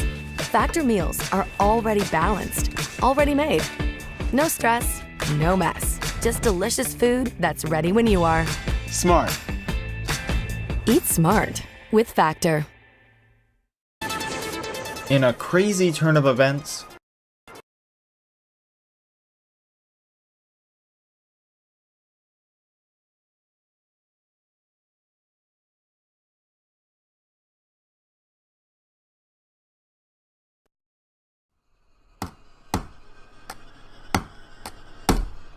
I got to the drop. What? I'm not fucking kidding. I just got to the drop. Oh my god! someone had made it to the drop. After 6.5 years, the pre-drop was finally completed. But who was the one to do it? Well, it was actually neither of them. This pro player is in the top 100 best players in the world, and at the time, their hardest demon sat at number 10 on the demon list. This was Paco. The news spread like wildfire. How did another player just randomly join the race and set a world record as their first progress? And how did she manage to do it in only 11,000 attempts? It became obvious that Paco was the most dominant player out of the three. But after this, she wouldn't upload any more progress until 9 months later. If you recall, Vision got 16% the same day Paco got 25. So if anyone were to break the record, it would be Vision. A week after getting 16, he would get 24 to 100. Surprisingly, this wasn't his hardest run, but he did tie Hyperbola's record for the longest run on Silent Clubstep. Another 3 weeks went by, and history was made again.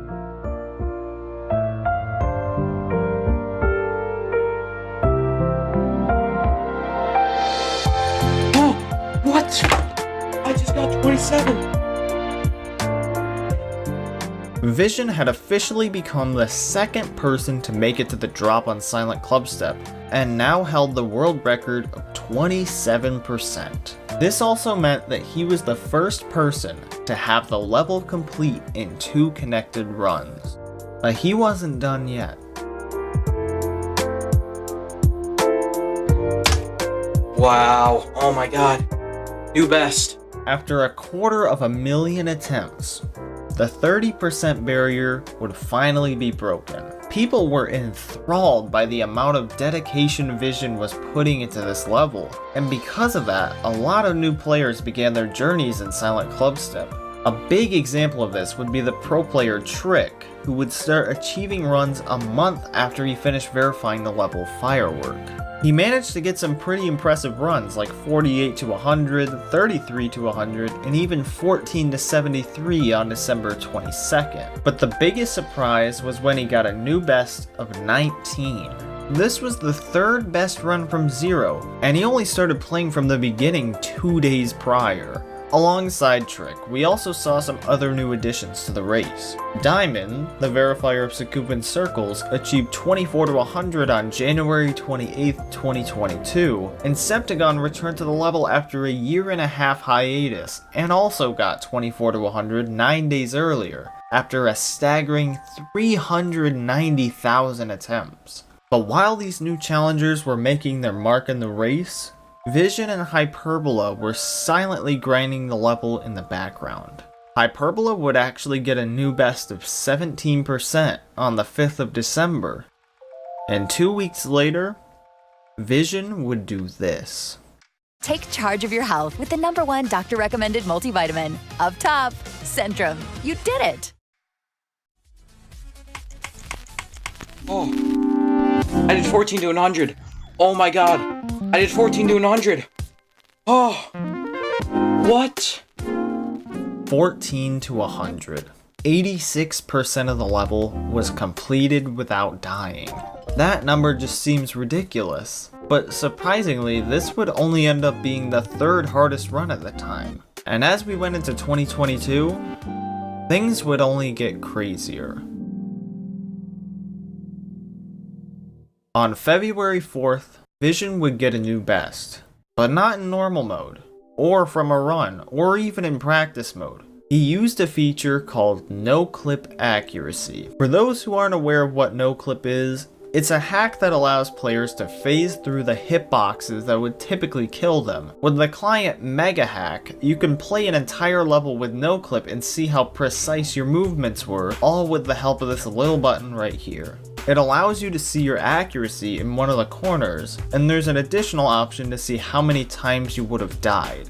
Vision decided to use no-clip accuracy on Silent Clubstep just for the heck of it, and he managed to get an accuracy of 99.94% with only 7 deaths throughout the run. Although a run like this wouldn't place in the top 10, this was still very impressive nonetheless. While this run was still going on, we continued to see a multitude of players attempting the level. Most of the progress was pretty small, except on Valentine's Day 2022, when someone uploaded a video getting 25%, 24 to 97%, and also getting 99.91% using no-clip accuracy. Just like Paco, this was their first progress video on the level, and they were officially the third person to make it to the drop from zero. This was Thick Boy Parker. With all this new progress by up-and-coming players, Silent Clubstep's popularity was at an all-time high. Hundreds of thousands of people gathered together to watch the verification finally come to fruition. It felt so close, yet so far at the same time.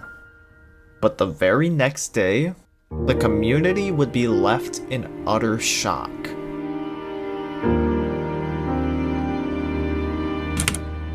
Whoa, I got 65 on Silent Clubstep. I got 65. After 397,000 attempts, and over a 1.5 years later, Vision got 65%. It didn't seem real. It felt like just a short while ago, people were saying this level was never going to be verified. But this silenced any uncertainties about whether or not this level was really possible.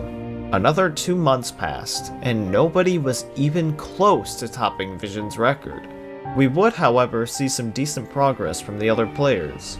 Trick was able to achieve a run of 14 to 95 on February 21st.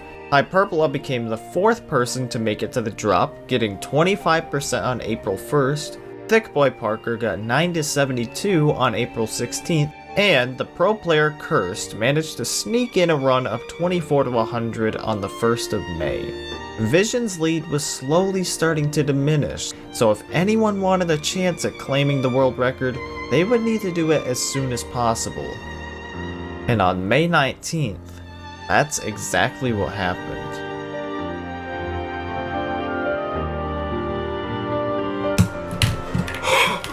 What? Paco had returned once again. During that same day, she actually made it to the drop 16 times, and considering only 4 players had ever made it to the drop, it was clear that she would give Vision the most competition. And the very next day, she would get 2 more records.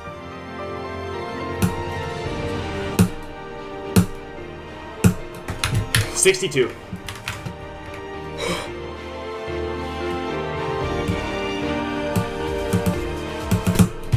$65.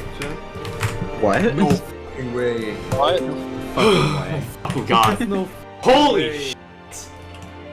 By a factor of 0.09%, Paco regained the lead in the race, and this would be the start of the final battle for the verification. Paco versus Vision. It was only a matter of time before one of them would reign victorious.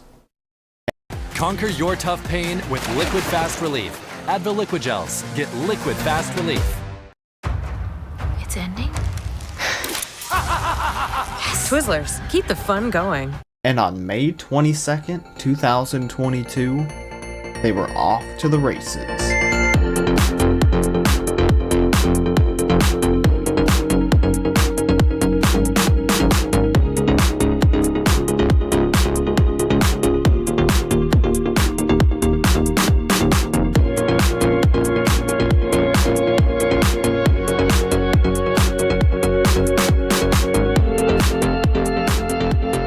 $9,200.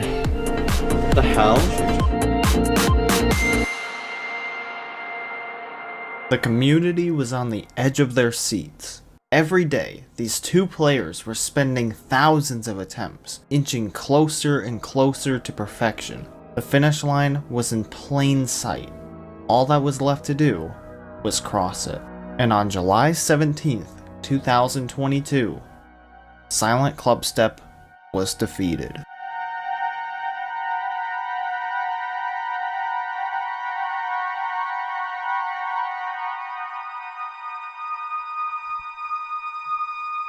I verified it! Oh my god. What?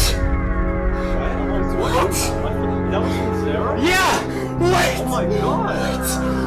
What? Okay. What the hell? Holy shit. Yeah, maybe in a month. What? What? Oh my god, I verified it! That was so... Oh my god. I verified Silent Clubstep! The race was over. After 138,000 attempts, Paco had verified Silent Clubstep, the level that people believed to be humanly impossible for years, had been beaten legitimately. 2,649 days was the amount of time since Zobros got the very first sign of progress. And over 7 years later, Paco finally closed the book of the race to beat Silent Clubstep.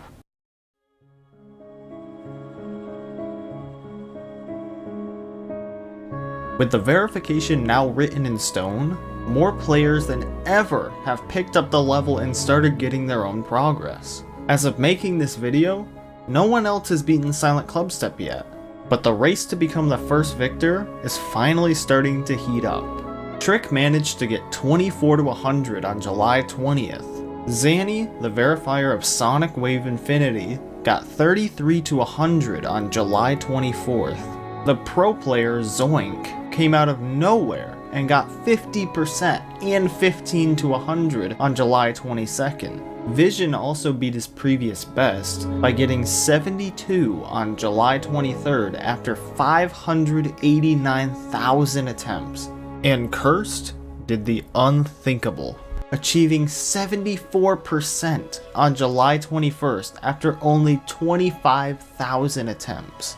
Some people have even decided to go a step further and attempt to beat Silent Clubstep in its original unnerfed form. Thickboy Parker has set countless records on the unnerfed version since February of 2022, such as 15 to 52, 24 to 73, 48 to 100, and even 11%. Alongside him, Kirst has also shown some signs of progress, achieving 9 to 25 on July 24th. The updated version of the level may have been verified, but who knows? Maybe there's a new chapter in the Book of Silent Clubstep, waiting to be written.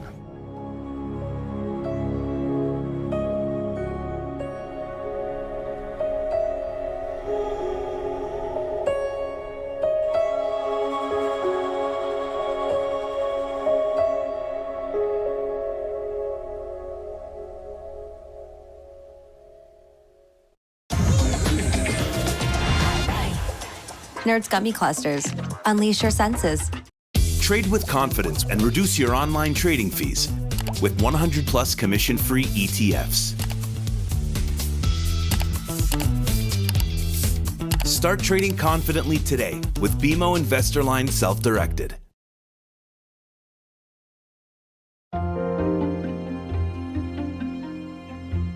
Have you ever wondered how it's possible to scratch a CD or a DVD and still have it play back whatever it's storing? The scratch really does affect the ones and zeros on the disk, so it reads off different data from what was stored, but unless it's really scratched up, the bits that it reads off are decoded into precisely the same file that was encoded onto it, a bit-for-bit copy, despite all of those errors. There is a whole pile of mathematical cleverness that allows us to store data, and just as importantly, to transmit data, in a way that's resilient to errors. Well, okay, actually it doesn't take that much cleverness to come up with a way to do this. Any file, whether it's a video or sound or text, some code, an image, whatever, is ultimately some sequence of ones and zeros. And a simple strategy to correct any bit that gets flipped would be to store 3 copies of each bit. Then the machine reading this file could compare these 3 copies and always take the best 2 out of 3 whenever there's a discrepancy. But what that means is using 2/3 of your space for redundancy. And even then, for all of that space given up, there's no strong guarantee about what happens if more than one bit gets flipped. The much more interesting question is how to make it so that errors can be corrected while giving up as little space as possible. For example, using the method that you'll learn about this video, you could store your data in 256-bit blocks, where each block uses 9 bits, 9, to act as a kind of redundancy, and the other 247 bits are free to carry whatever meaningful message or data that you want. And it will still be the case that if any bit gets flipped here, just by looking at this block and nothing more, a machine will be able to identify that there was an error and precisely where it was so that it knows how to correct it. And honestly, that feels like magic. And for this particular scheme, if 2 bits get flipped, the machine will at least be able to detect that there were 2 errors, though it won't know how to fix them. We'll talk a little bit later about how this scales for blocks with different sizes. Methods that let you correct errors like this are known, reasonably enough, as error correction codes. For the better part of the last century, this field has been a really rich source of surprisingly deep math that gets incorporated into devices we use every day. The goal here is to give you a very thorough understanding of one of the earliest examples, known as a Hamming code. And by the way I'm thinking about the structure of this video is less about explaining it as directly as possible, and more a matter of prompting you to invent it for yourself, with a little gentle guidance here and there. So when you feel like you see where it's going at some point, take that moment to pause, actively predict what the scheme is going to be before I tell you. Also, if you want your understanding to get down to the hardware level, Ben Eater has made a video in conjunction with this one showing you how to actually implement Hamming codes on breadboards, which is extremely satisfying. Now, you should know, Hamming codes are not as widely used as more modern codes, like the Reed-Solomon algorithm, but there is a certain magic to the contrast between just how impossible this task feels at the start, and how utterly reasonable it seems once you learn about Hamming. The basic principle of error correction is that in a vast space of all possible messages, only some subset are going to be considered valid messages. As an analogy, think about correctly spelled words versus incorrectly spelled words. Whenever a valid message gets altered, the receiver is responsible for correcting what they see back to the nearest valid neighbor, as you might do with a typo. Coming up with a concrete algorithm to efficiently categorize messages like this, though, takes a certain cleverness. The story begins in the 1940s, when a young Richard Hamming was working for Bell Labs, and some of his work involved using a very big, expensive punch card computer that he had only limited access to. And the programs he kept putting through it kept failing because every now and then a bit would get misread. Frustration being the crucible of invention, he got so fed up that he invented the world's first error correction code. There are many different ways to frame Hamming codes, but as a first pass, we're going to go through it the way that Hamming himself thought about them.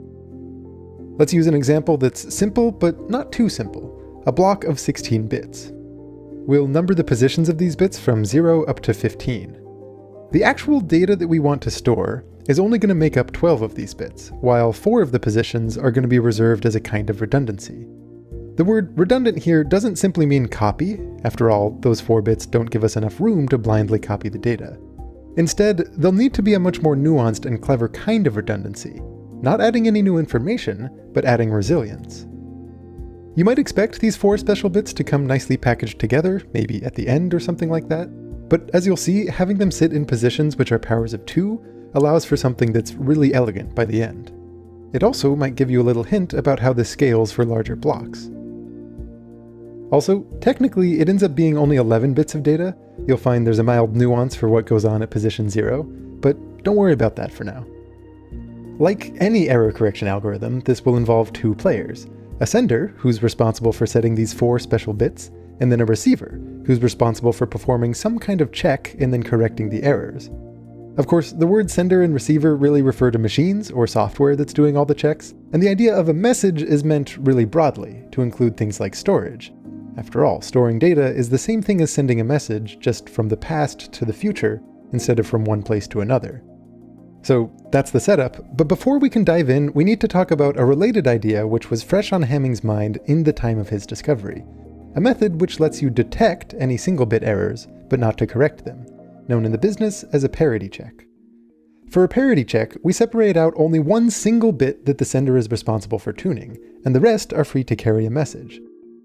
The only job of this special bit is to make sure that the total number of ones in the message is an even number. So for example, right now that total number of ones is 7, that's odd, so the sender needs to flip that special bit to be a 1, making the count even. But if the block had already started off with an even number of ones, then this special bit would have been kept at a 0. This is pretty simple, deceptively simple, but it's an incredibly elegant way to distill the idea of change anywhere in a message to be reflected in a single bit of information.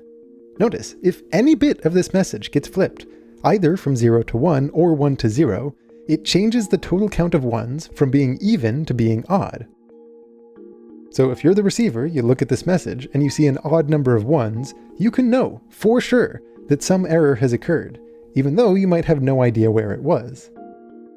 In the jargon, whether a group of bits has an even or an odd number of ones is known as its parity.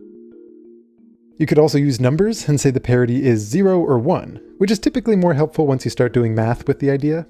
And this special bit that the sender uses to control the parity is called the parity bit. And actually, we should be clear, if the receiver sees an odd parity, it doesn't necessarily mean there was just one error. There might have been 3 errors, or 5, or any other odd number, but they can know for sure that it wasn't 0. On the other hand, if there had been 2 errors, or any even number of errors, that final count of ones would still be even.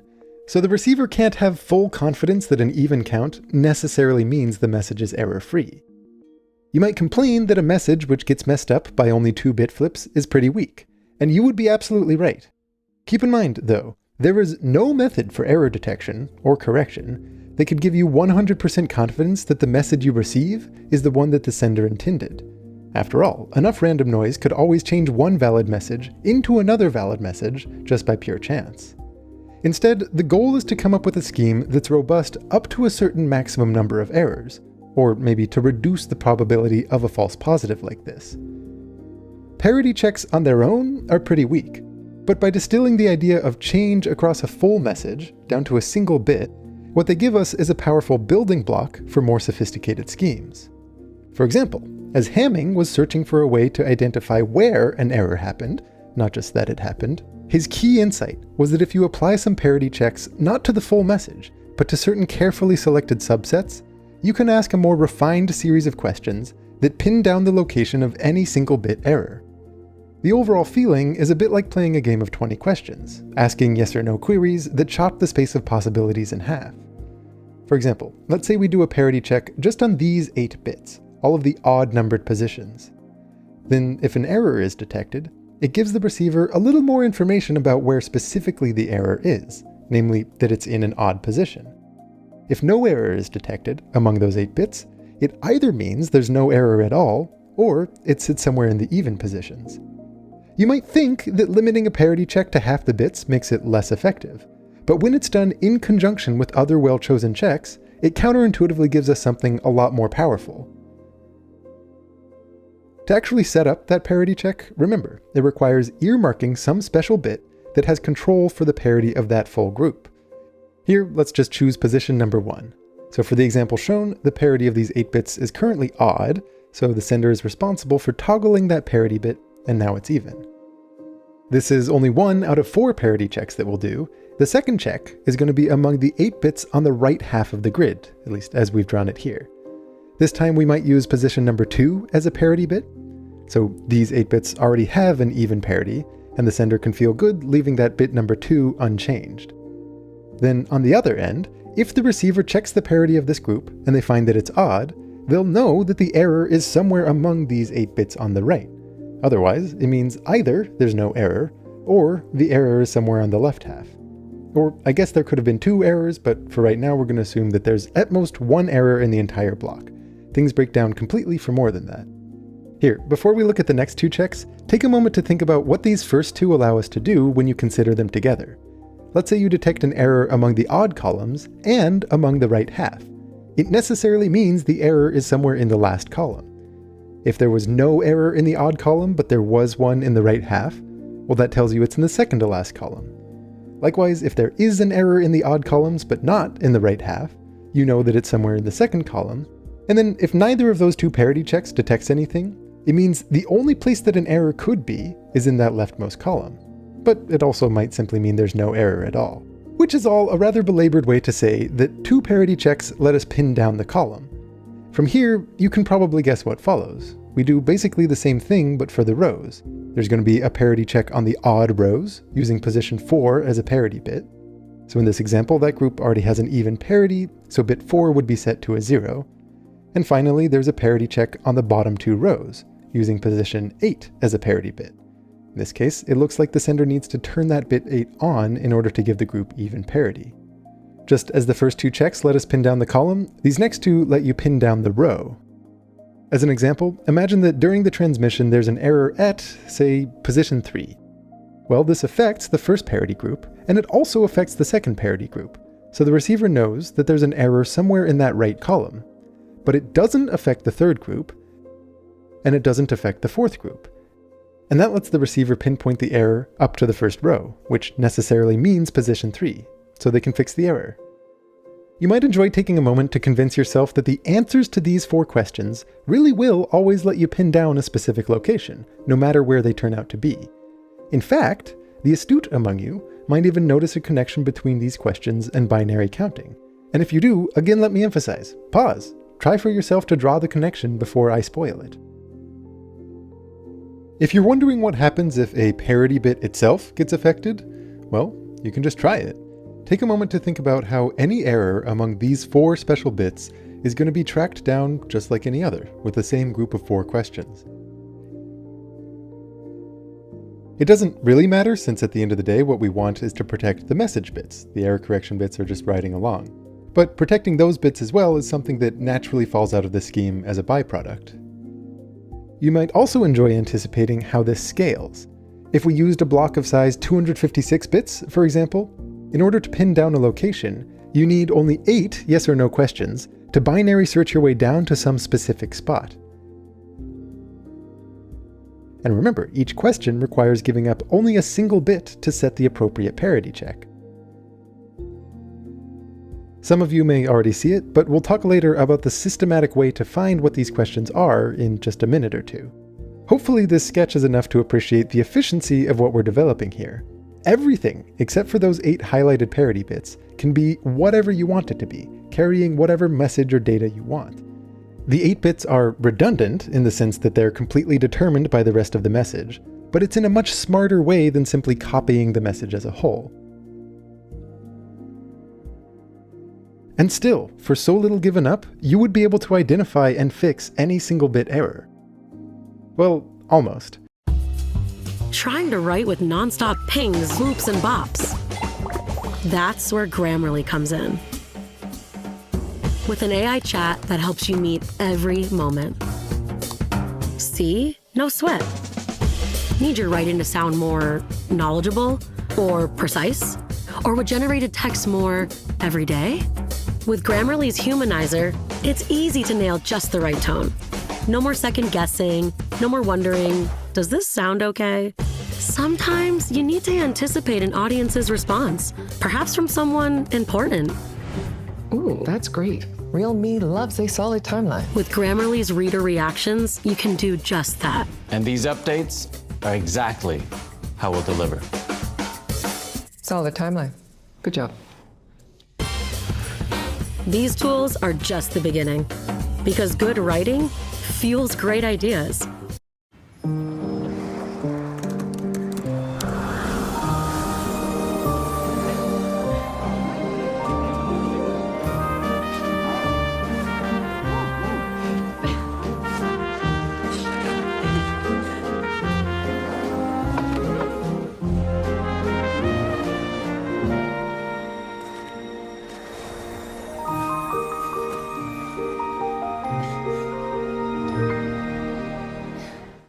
Okay, so the one problem here is that if none of the 4 parity checks detect an error, meaning that the specially selected subsets of 8 bits all have even parities, just like the sender intended, then it either means there was no error at all, or it narrows us down into position 0.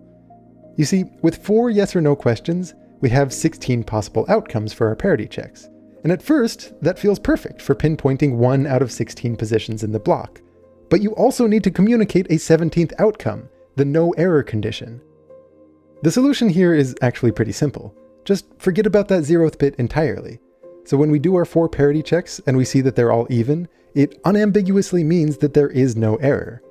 What that means is rather than working with a 16-bit block, we work with a 15-bit block, where 11 of the bits are free to carry a message and 4 of them are there for redundancy. And with that, we now have what people in the business would refer to as a 1511 Hamming code. That said, it is nice to have a block size that's a clean power of 2, and there's a clever way that we can keep that 0th bit around and get it to do a little extra work for us. If we use it as a parity bit across the whole block, it lets us actually detect, even though we can't correct, 2-bit errors. Here's how it works. After setting those 4 special error correcting bits, we set that 0th one so that the parity of the full block is even, just like a normal parity check. Now, if there's a single bit error, then the parity of the full block toggles to be odd, but we would catch that anyway thanks to the 4 error correcting checks. However, if there's 2 errors, then the overall parity is going to toggle back to being even. But the receiver would still see that there's been at least some error because of what's going on with those 4 usual parity checks. So if they notice an even parity overall, but something non-zero happening with the other checks, it tells them there were at least 2 errors. Isn't that clever? Even though we can't correct those 2-bit errors, just by putting that one little bothersome 0th bit back to work, it lets us detect them. This is pretty standard. It's known as an extended Hamming code. Technically speaking, you now have a full description of what a Hamming code does, at least for the example of a 16-bit block. But I think you'll find it more satisfying to check your understanding and solidify everything up to this point by doing one full example from start to finish yourself. I'll step through it with you though, so you can check yourself. To set up a message, whether that's a literal message that you're translating over space or some data that you want to store over time, the first step is to divide it up into 11-bit chunks. Each chunk is going to get packaged into an error-resistant 16-bit block. So let's take this one as an example and actually work it out. Go ahead, actually do it. Pause and try putting together this block.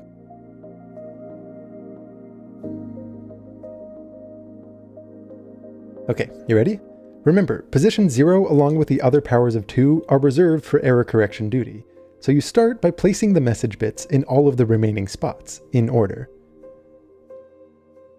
You need this group to have an even parity, which it already does, so you should have set that parity bit in position 1 to be a 0.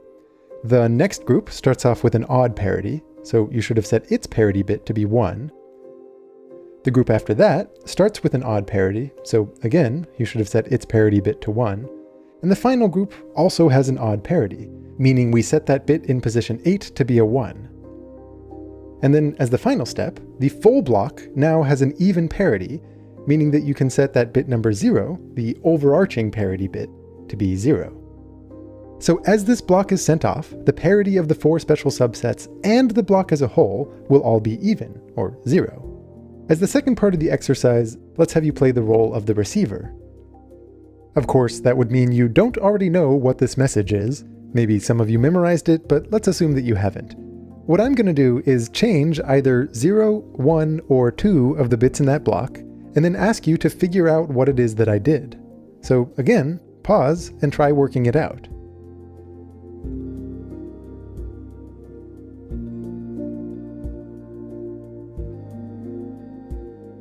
Okay, so you as the receiver now check the first parity group, and you can see that it's even. So any error that exists would have to be in an even column. The next check gives us an odd number, telling us both that there's at least one error, and narrowing us down into this specific column. The third check is even, chopping down the possibilities even further. And the last parity check is odd, telling us there's an error somewhere in the bottom, which by now we can see must be in position number 10. What's more, the parity of the whole block is odd, giving us confidence that there was 1 flip and not 2. If it's 3 or more, all bets are off. After correcting that bit number 10, pulling out the 11 bits that were not used for correction gives us the relevant segment of the original message, which, if you rewind and compare, is indeed exactly what we started the example with. And now that you know how to do all this by hand, I'd like to show you how you can carry out the core part of all of this logic with a single line of Python code.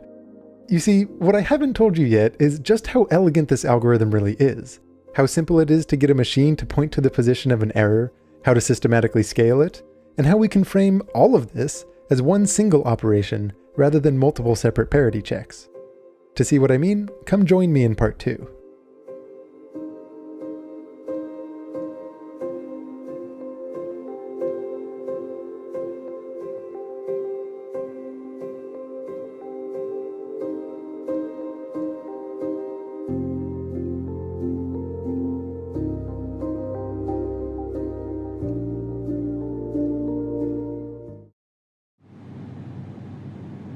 Sometimes the small things make the biggest difference. Like this, wireless charging. Fly better on the brand new Emirates A350. Hey, I'm the residue.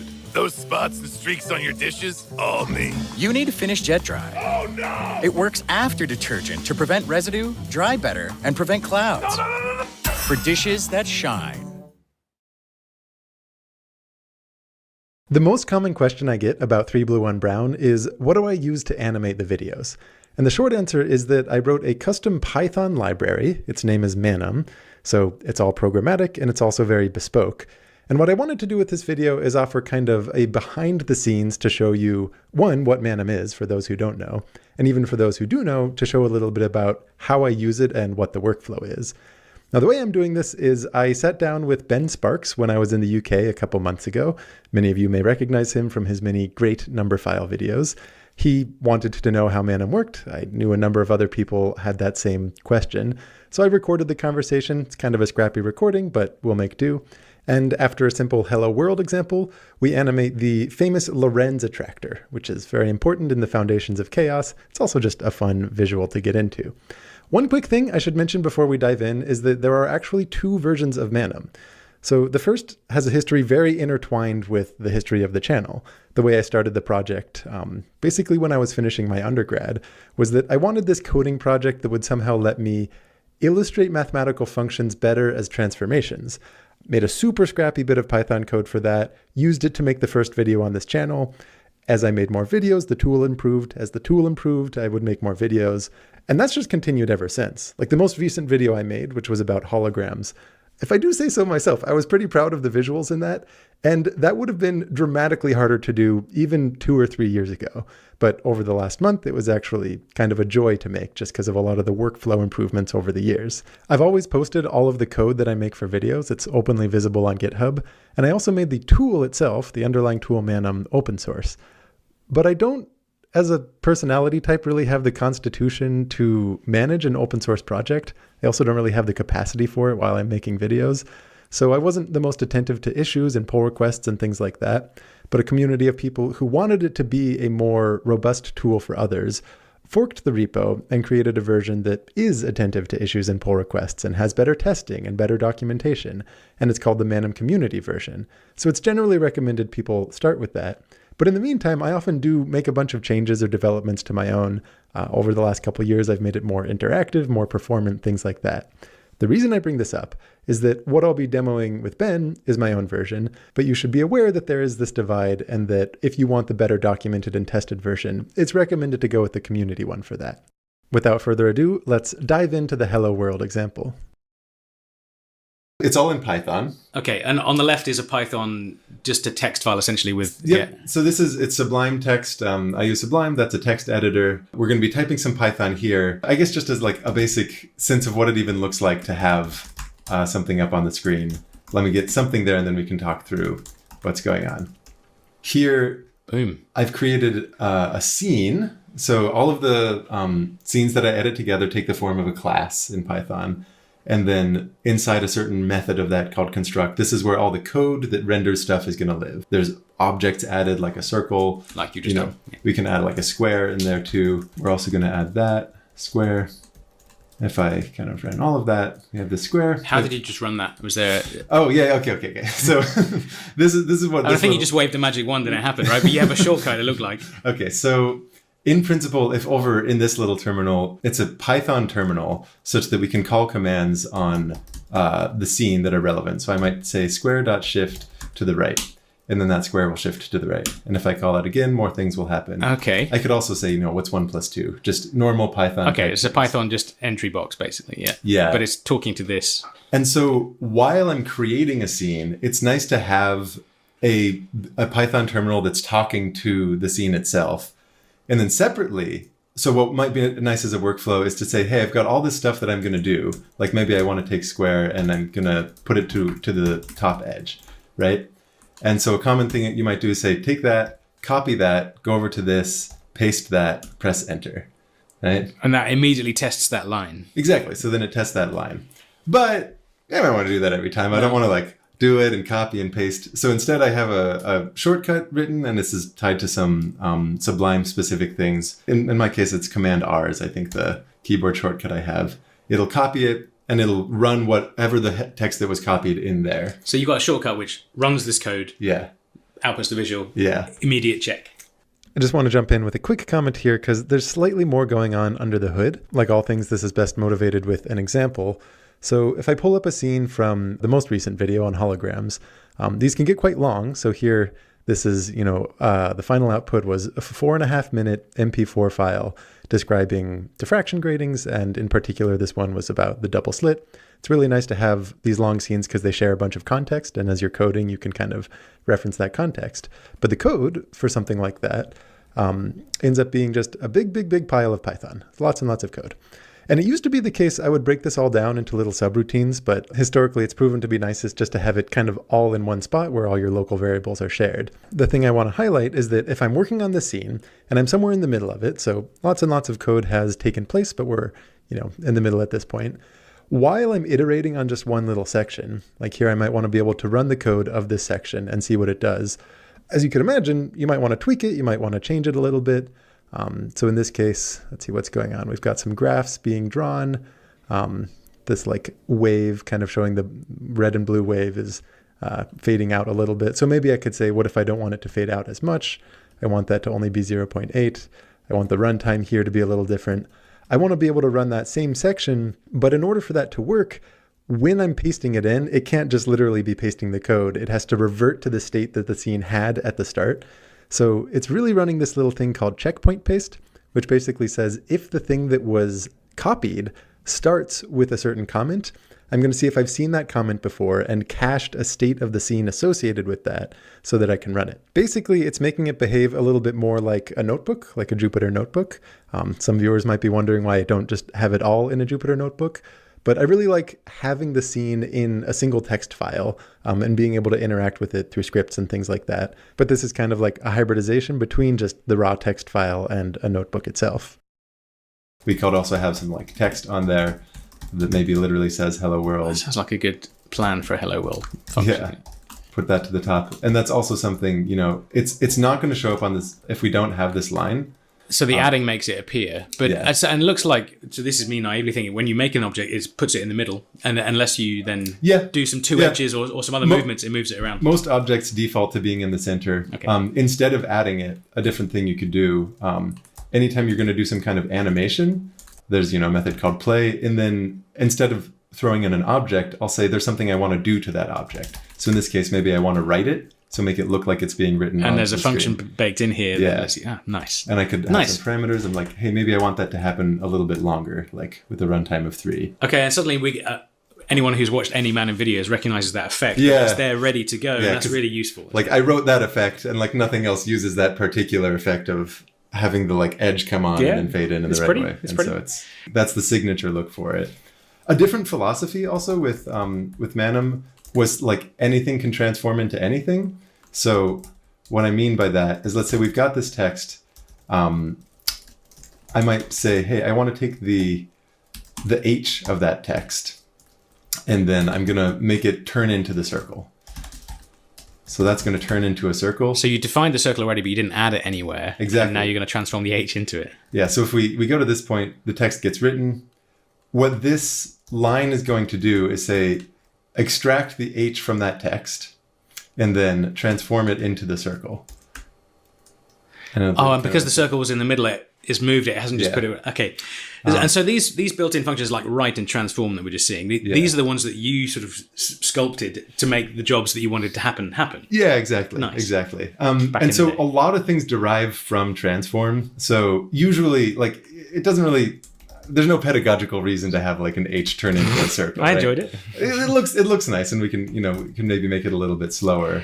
I mean, I have other questions. Like, it didn't just transform. It looked like it was eased. There's all sorts of nice smoothing functions going on. Oh yeah, okay. So let's play with that. So let's play with the transform. So here, notice like the H is shrinking and the circle is growing. I don't actually want that. So when I extract the H, it creates a group of all of the H's that it found in this text. So if I take the first element of that, it'll have a thing. This is uglier than it needs to look. But if I want the thing that's it's a matrix, just, is it? Really it's like there's a hierarchy where you might have groups of objects. Yep. Like this whole text is a group of characters. But within it, so if I just want the first character, actually a simpler way to do this, it's very dumb. I'm going to take the first character, so the 0th element in that Python list.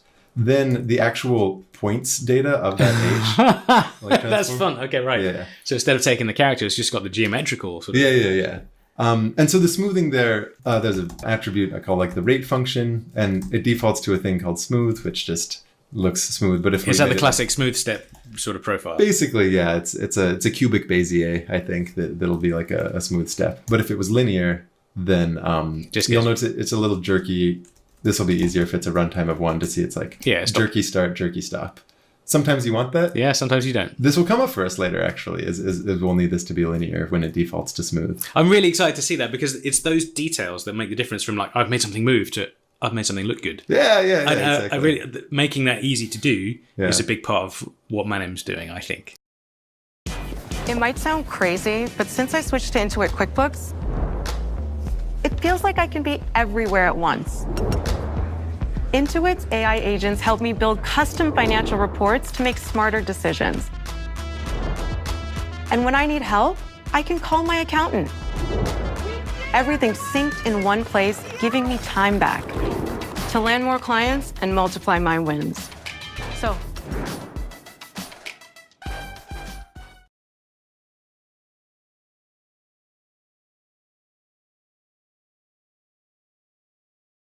What if your food was smarter? If your meals knew your health goals and every bite felt like progress?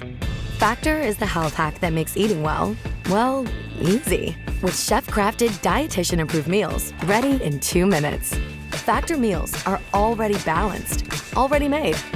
No stress, no mess. Just delicious food that's ready when you are. Smart. Eat smart with Factor.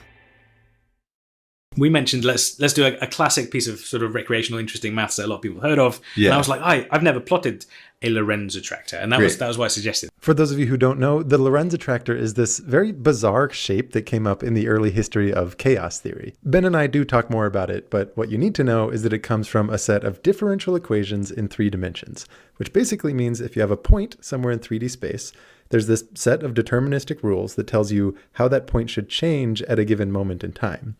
And what happens when you try this for a variety of starting conditions proves to be very interesting, as you'll see. It's really nice fodder for animation, and if you want to learn more about it, I'm pretty sure there's a great Veritasium video on it, but also one of my favorite books, which I think I actually should have up here. Yes, okay, so one of my favorite books by one of my favorite authors, James Glick, describes, kind of how this came about and the role that it had in early chaos theory. All of that's by the by, but some of you will want to know, so I figured I'd share.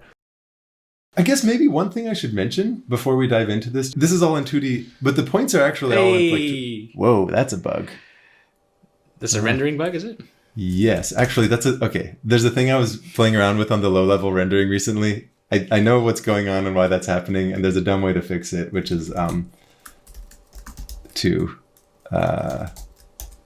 just don't worry about that.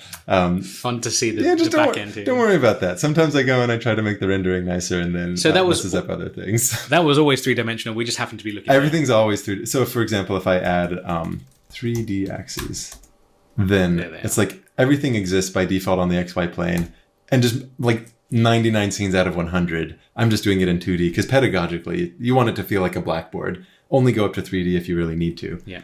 Now we really need to. So. For the Lorenz attractor, our setup, I just have some like axes with some coordinates around what we're going to want to be in. I'll be very honest with you. The way I started here, I went to ChatGPT. What you want to do for the math underlying this is to basically feed some software a differential equation and an initial condition, and just say, how does this initial condition evolve? Obviously, people will have built software packages that do it with something smarter. So I just asked it. I'm like, hey, write me a Python function using some numerical ODE solver to find a solution of the Lorenz equations. The famous Lorenz equations. I just wanted to... not the other ones.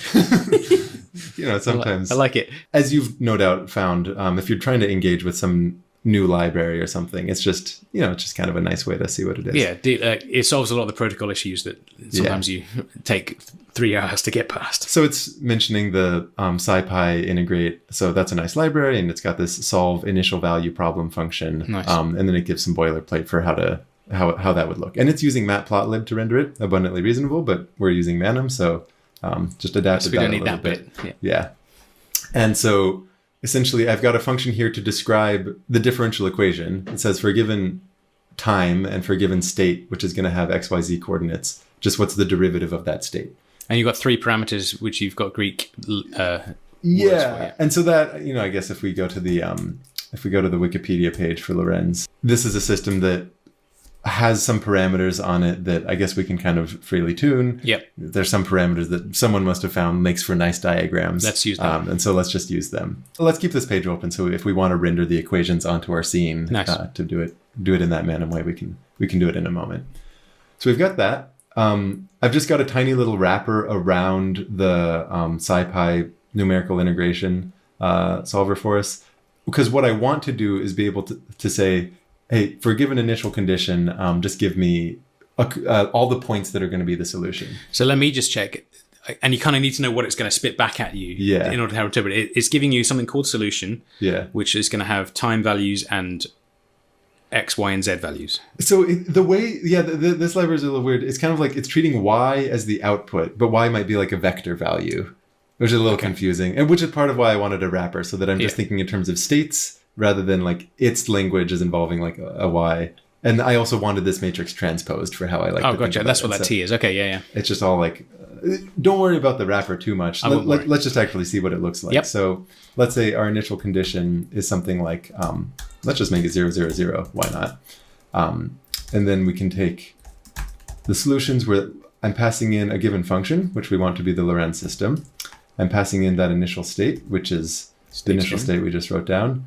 How long do I want that to go? So let's see what, 10 seconds of solution looks like.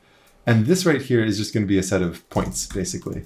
And so if I run this and I ask, what are points? It gives a bunch of zeros. This is maybe predictable that 0 is going to be a bad initial condition. Yes. Yeah, so let's make that like 10 or something like that. And so now if we look at the points... Right, there's some interesting points rather than all zeros. Yeah. Okay. So in this case, I could render a curve where like I said, I call everything a mobject for a mathematical object. Many of them are vectorized mobjects, which just tells you how it's rendering, as opposed to being a surface or like a point cloud. Yep. And these are things like curves that have some sort of stroke, thickness, fill, and all that. So that's interpreting the points and then drawing lines between them, essentially. Well, so to do that, I'm basically going to say, hey, I see. You're set making your that points as corners as if it was a polygon. All of those points that were just created. And then let's see what that curve looks like. If I knew how to spell self. So if I do that, we don't see it, but actually it's up there. It's up there. No, because the thing is, I was just adding the points, but I wasn't using the coordinate system of these axes in any way. And so... so they're not necessarily going to plot them according to those axes. Right. So what I actually want to do is take the axes, and there's a function called like coordinates to points, which is basically going from whatever the coordinate system of the axes are to the like Manum coordinate system. And there's an abbreviation for that because it's used a lot called chords to points. And I'll just pass that in. And I think actually it thinks of it in terms of you pass in a list of X, list of Y, list of Z's. So I'm going to do a little transposing and don't worry about it too much. But this should be in the actual coordinate system. Can I check what that star is doing in the penultimate line on the code? Okay. So yeah, if you have, let's say I have a tuple, this like 1, 2, 3, right? And then if I define a function that takes in like X, Y, Z, and it, returns, let's say like X plus Y plus 2 times Z. We'll do it non-trivial. If I call function on that tuple, it'll be like type error. Because it wanted them separated. Oh, wait, sorry. That'd give it a different kind of error. It wants them separated. So I could do it like, pass in like the 0th element, pass in the first. But Python has a little syntactical snazziness where if you put an asterisk in front of an iterable thing, it'll unpack it for you. This is the most useful thing I've learned all day. So that's okay, yeah. I mean, Manum's pretty good, but good. Thank you. And joking aside, that's helpful. If you don't know what that was, it's always mysterious to see things you don't understand what they're doing. But that's great. So in this case, points is an array where I like to think of each row as one of the points, but the syntax for this chords to points is going to take in lists of the X coordinates, Y coordinates. That's maybe a dumb design as I'm thinking about it right now. Like maybe the way it should play. It makes sense. The reason it makes sense is usually when you're calling this, you have axie.c2p. You're just passing in actual individual ones. Like, hey, I want to know what point does this correspond to in the Manum coordinate system. And it's like, here's that point. Hey. So if I wanted to add a dot there, this, we could see where it shows up for, why can't I type self? Because you're on camera. Because I'm on camera. Yeah. And so it's putting it at that. And you say it's a dumb system. If it works, it's not a dumb system. Yeah. It can always be improved, right? But it's working. That's a whole lot better than many systems we try and make. Great. So let's have some fun with this. Yeah. Right? We could see how it evolves rather than just adding the curve. We could show the creation of the curve, which is basically showing the system evolve. So that's going to take all those points, but just kind of run through them slowly. Yeah. Or make them appear slowly. Well, here's what it'll do. Right. It'll draw it. But that was very fast. So maybe I want the runtime to match the actual time of the dynamic system. So it should draw it over the course of 10 seconds. But here it's trying to be too smart. When it draws things by default, it does that smoothing function. I see. And that's actually changing the behavior. Yeah. So actually we want the rate function in this case.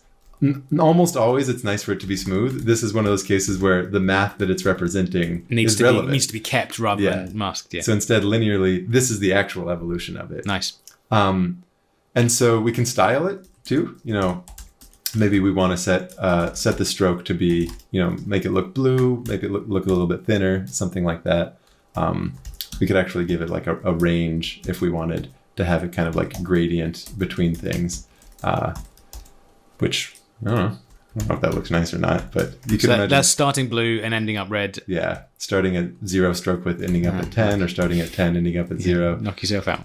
Yeah, those look pretty ugly to me, to be honest. And also, I think we'll want to use colors for a different reason now, because the reason this system is interesting is because it's chaotic. If you have initial conditions that are really close to each other, But not quite the but same. not quite the same, they start evolving the same for a while, but then they stop. So I think here's the way that I want to illustrate this. We're going to create multiple curves. I'm going to have curves which I'm going to create a group, and I call it a V group just to say, hey, these are going to be vectorized objects. That makes Vector the rendering group, a little yep. faster if it knows that. If it doesn't know that, it'll render them, but it doesn't use a certain trick to make it faster. Then I'm going to go through a bunch of states, which I need to define now. So states, I'm going to maybe make into... And these are your initial conditions. These are going to be the initial conditions. So let's just change that that z coordinate by a little bit. So we'll take like an epsilon to be like 1/1000th. Maybe I'll make it more explicit for n in range. I don't know, how many initial conditions do you want? Should we start with just 2? Sure. Yeah. I mean, I know you're doing a whole list for it, and that's slightly redundant, but No, then no, we this'll can, be- yeah, we this'll can be crank good. that up to lots. Yeah, this will be good. So that'll be our state. So these are not going to be dependent on the state 0, but whatever state is part of our for loop here. Yeah. I'm going to take everything we just did and basically say... Put it in the loop.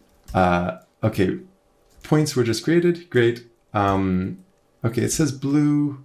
I don't want them all to be blue, so let me make some colors, which at the moment, because there's just 2 right now, we're going to have to change this in a moment, but I'm going to make it blue and red. But like... You eventually will need some change numerical when way of changing it. Generalized, yeah. But this will make it kind of easy to see Good now. commenting from. Oh, it's a rarity when I'm animating. Someone's watching now, eh? Yeah. I'm not the worst in the world, but there's a lot of room for improvement. So I'm just going to include that in the loop. So I'm zipping together the states and the colors, and so the curves are going to be colored differently. And now this showing creation, I want to actually happen. Here we'll use another star. We'll use our star again. I love list constructors and all that. So here's a little fanciness for what we're doing. So we've got this group of curves that actually, in this for loop, I'm going to need to add each one. So curves.add curve. So creates an empty group. This list adds new curves to it. Yeah. In this case, there's just 2. In a moment, we can make it 10 if we want. And then this is going to create basically a list. It's a generator, but it'll create a list of animations. Those animations are this show creation thing. And then the stars, so that as you pass it into the play argument, it's passing them as if they were multiple different animations. So there's a little bit baked into that. But essentially what we want is that we're going to have an evolution of 2 curves at once. And right now you only see the red one because the red one's being rendered on top of it. Yeah, but now they've diverged. I want to see that divergence a little bit more clearly. We need to run it for longer. Okay, so first let's run it for longer. Yeah. So let's actually name this. Let's call it, I don't know, evolution time. We could just call it time, but... And that, let's make it... Overused name again, isn't it? Yeah. Let's make that 30. The other thing I want to do is have little dots indicating the endpoint. So you can eyeball it easily. Yeah, so the way I'm going to do that is... Everyone is using AI for school, but no one is showing you how. Grammarly can help from start to finish. As a college student, I always felt like my writing was strong, but I struggled with procrastination and getting my ideas on paper when I was working under pressure. Luckily, Grammarly's AI features help students throughout the entire writing process. I like to use the AI chat to brainstorm ideas. This feature will help provide starting ideas, outlines, and prompts. This helps my creativity flow and can make starting feel a lot less daunting. I use Grammarly's paraphraser feature to customize the style and tone of my paper to make it sound more engaging based on the assignment. I find this super helpful when I'm trying to make my writing sound more academic or formal because I naturally write more casually. After I finish polishing my paper, I can use the AI grader tool to see my predicted grade by uploading my instructor's grading criteria or rubric. Although this isn't my actual grade, it's been a game changer for flagging areas where I can strengthen my work and has kept me from submitting papers that weren't quite ready yet. All of these features help me go from first draft to final polish so I can get good grades with confidence. It's a must-have for all students. Sign up and get Grammarly today.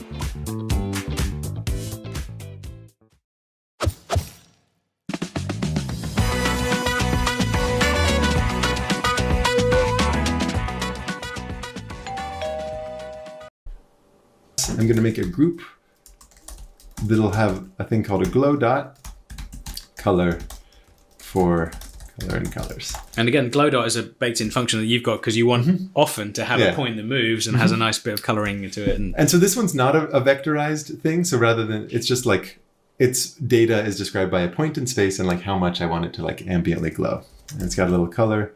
And I'm going to create an updater function for it where I'm going to update the dots. This is going to be a function that takes those dots in. And I'm just going to write this function kind of in place. I often like to do that where it's like everything relevant to this animation we're doing just sits in that commenting bit. I'm going to say for dot curve in zipping together the dots with the curves, I want each dot to move to the end point of the curve. So move to curve.getEnd. So curve.getEnd will tell you its last point. The dot's going to move to that point. And this is something I want to happen on every iteration. So I'm going to say add as an updater this. This is a thing I want to be called on this these dots at every iteration from here on forward. Python question? Yeah. The zip command is sort of stacking two lists sort of in parallel so that you can iterate through them in parallel. Yeah. So let's say we have list 1 looks like 1, 2, 3. List 2 looks like, A, B, C. Yeah. Oh, that's going to kill me. Oh, you couldn't leave it. So if you say for number letter in zip, list 1, list 2, print number and letter, then it pairs them up. Basically. Yeah, it pairs them up. So you can keep lists which are referring to similar things sort of implicitly because of their position. Yeah. Lovely. Yeah. I mean, that's what I thought, but it's nice to see that. And so it's unsettling in my mind right now because we're zipping things together that might not have the same size. So we're going to want to do something that makes sure the colors, in fact, let's just do it now. Would it cope if you did, me. or would it spit out an error? Well, so what it'll do, here's what'll happen. Suppose that list 1 was actually range much longer. Yeah. So list 1 looks like this. If we run that little bit we had above, it goes until one of the lists runs out. Then it just so stops. it would cope, but you would be missing many of them. And actually quite hard to find that bug if you hadn't spotted it. Yeah, no, it is. It's why it's unsettling, unless you're like sort of fluent with Python. So I have a thing called color gradient that will basically go between two colors, and you tell it how many steps to take. How many steps, exactly. And so the number of steps should be the length of the states in this case. So we should just feel like, okay, no matter what, the number of colors matches the length of the states. And now I feel more comfortable. Settled. Yeah. I wonder how much it is insightful to watch someone doing a workflow and to note when discomfort kicks in. That's a really insightful thing to realize what matters from bitter experience, right? Is that this isn't that bitter. It's maybe just like aesthetically. But experience tells you when to worry about something, when not to worry about it. And it's just nice to see that that's how you know, I should deal with that before I forget about it. Yeah. So how do we want to do this? Oh, yeah. So we've got our dots. We've got the updater. That means if we add the dots to the scene, then as these evolve and their endpoint changes based on what's being track it around. It should. I'm going to put in a small line that anyone who knows Python is going to vomit at. And if you want, I can explain the line and why I would never do it in any sort of like serious code, but it is an annoying necessity. Let's see it first, and then I'll ask you. We can edit if we need to. Must be a string or real number. What line is this coming up for? So when I set the points... Color and colors. As the color gradient is producing... Oh. So glow dot... So the initial argument for glow dot is the center, like where it is in space. So it was a type You're telling error. it you needed that parameter to be the color. Error, which there could be certainly a better type error message, such that rather than this is kicking off to... This is where people are like, who know Python, like, the constructor of glow dot should definitely have had better error messaging. I'm not going to hold it against you. Yeah. There's the dot. And again, so red's on top of blue at first, and they separate. Yeah. This is... Okay, the reason that they're running so fast is because the runtime of this is now different from the evolution time. So we should maybe have the... So the 30 length solution is now happening in 10 seconds. Yeah. So let's run that again, but where we... So this is in the time that it's actually supposed to be. So they start off together. And here's the classic, they're so close together to start with, but now they're separated. And then after a little bit, it's as if they're doing completely different things. I want to jump in here real quick to explain that globals.update locals line, because it is such a ridiculously cursed line of code, but it has to do with a bug in the sort of IPython embed being used. So let me just show you what's going on here. Taking a super simple example, let's say I have this snippet of Python where I define some variable x. Let me make this a bit bigger. And then I define this function of y that's going to use that x. So it's defined outside of the function, but it's making use of that x. And then we're going to test, what is like f of 10. So you expect it to return 13. And it'll do this. If I run this as just a Python script, I run it from the terminal, Python of that thing, it prints out for us f of 10 is equal to 13. All is well and good. Now, inside that sort of IPython embed that's being used for Manim, if I take exactly the same code, it behaves differently, where it says name error, name x is not defined. Because I think what's happening is that when inside an IPython cell like this, it defines a new function, it doesn't necessarily share the same scope that it would in a normal Python environment. The catch-all hack for how to get around this is to say, hey, I want x to be a global variable. In fact, to just have a universal catch-all, I'm going to take the whole dictionary of global variables, which Python just gives you access to for some reason, and I'm going to say, hey, look at the dictionary of all local variables that's going to include that x. I just want everything that's local to become global, which is obviously a horrifying thing to do if this was like code for a real library or something. But because we're just scrappily running it in this little interactive session purely for the purpose of scene development, it's not as dangerous. But if you were wondering, or if you were vomiting at the screen, that's basically what's going on. It's that with this kind of interactive mode. Interestingly, it's not the case that that'll be a problem in just IPython if you run that from the terminal. Like if I take this code not using the dumb hack, it works just fine. So it has something to do with this notion of embedding such that we're dropping into the middle of a scene, kind of like it's a debugger. If I'm missing someone, if someone knows like a better way to get around that, I'm all ears. Future me here. Worth being clear about one thing here, which is that the better way to do this, if you have some function referencing some variable that it needs to use, is to just make that very explicit. So in this case, I could say x is an argument of the function, give it a default value, which is the x kind of defined in the same scope as where the function is defined, and then everything will work dandy and as you want. So in the scene that I was doing with Ben, if we look over at the very cursed line here, the better way to do that, where it wants to reference curves, is to basically say, hey, curves should actually be something explicit in there. Maybe an argument that defaults to the value that's going to be whatever it was on the outside. That will totally handle it. The reason I was in the habit of doing this, for one thing, it's maybe a little annoying to do that with lambdas on the fly and things like that. But the same bug would come up with list constructors. So if I was to define something like x plus y for y in range, 10, something like that, and I want to see what this looks like. This is something where, in normal Python, this x would be visible outside. And so if we were to actually run this little test, it would do what we want. Whereas inside the Manim environment, at least previously, so if I do all this and then I ran that code, previously that same bug would emerge. But when I was just looking at it now, it seems like actually it's fine. Whatever bug had been there that affected list constructors and things like that, it's fine.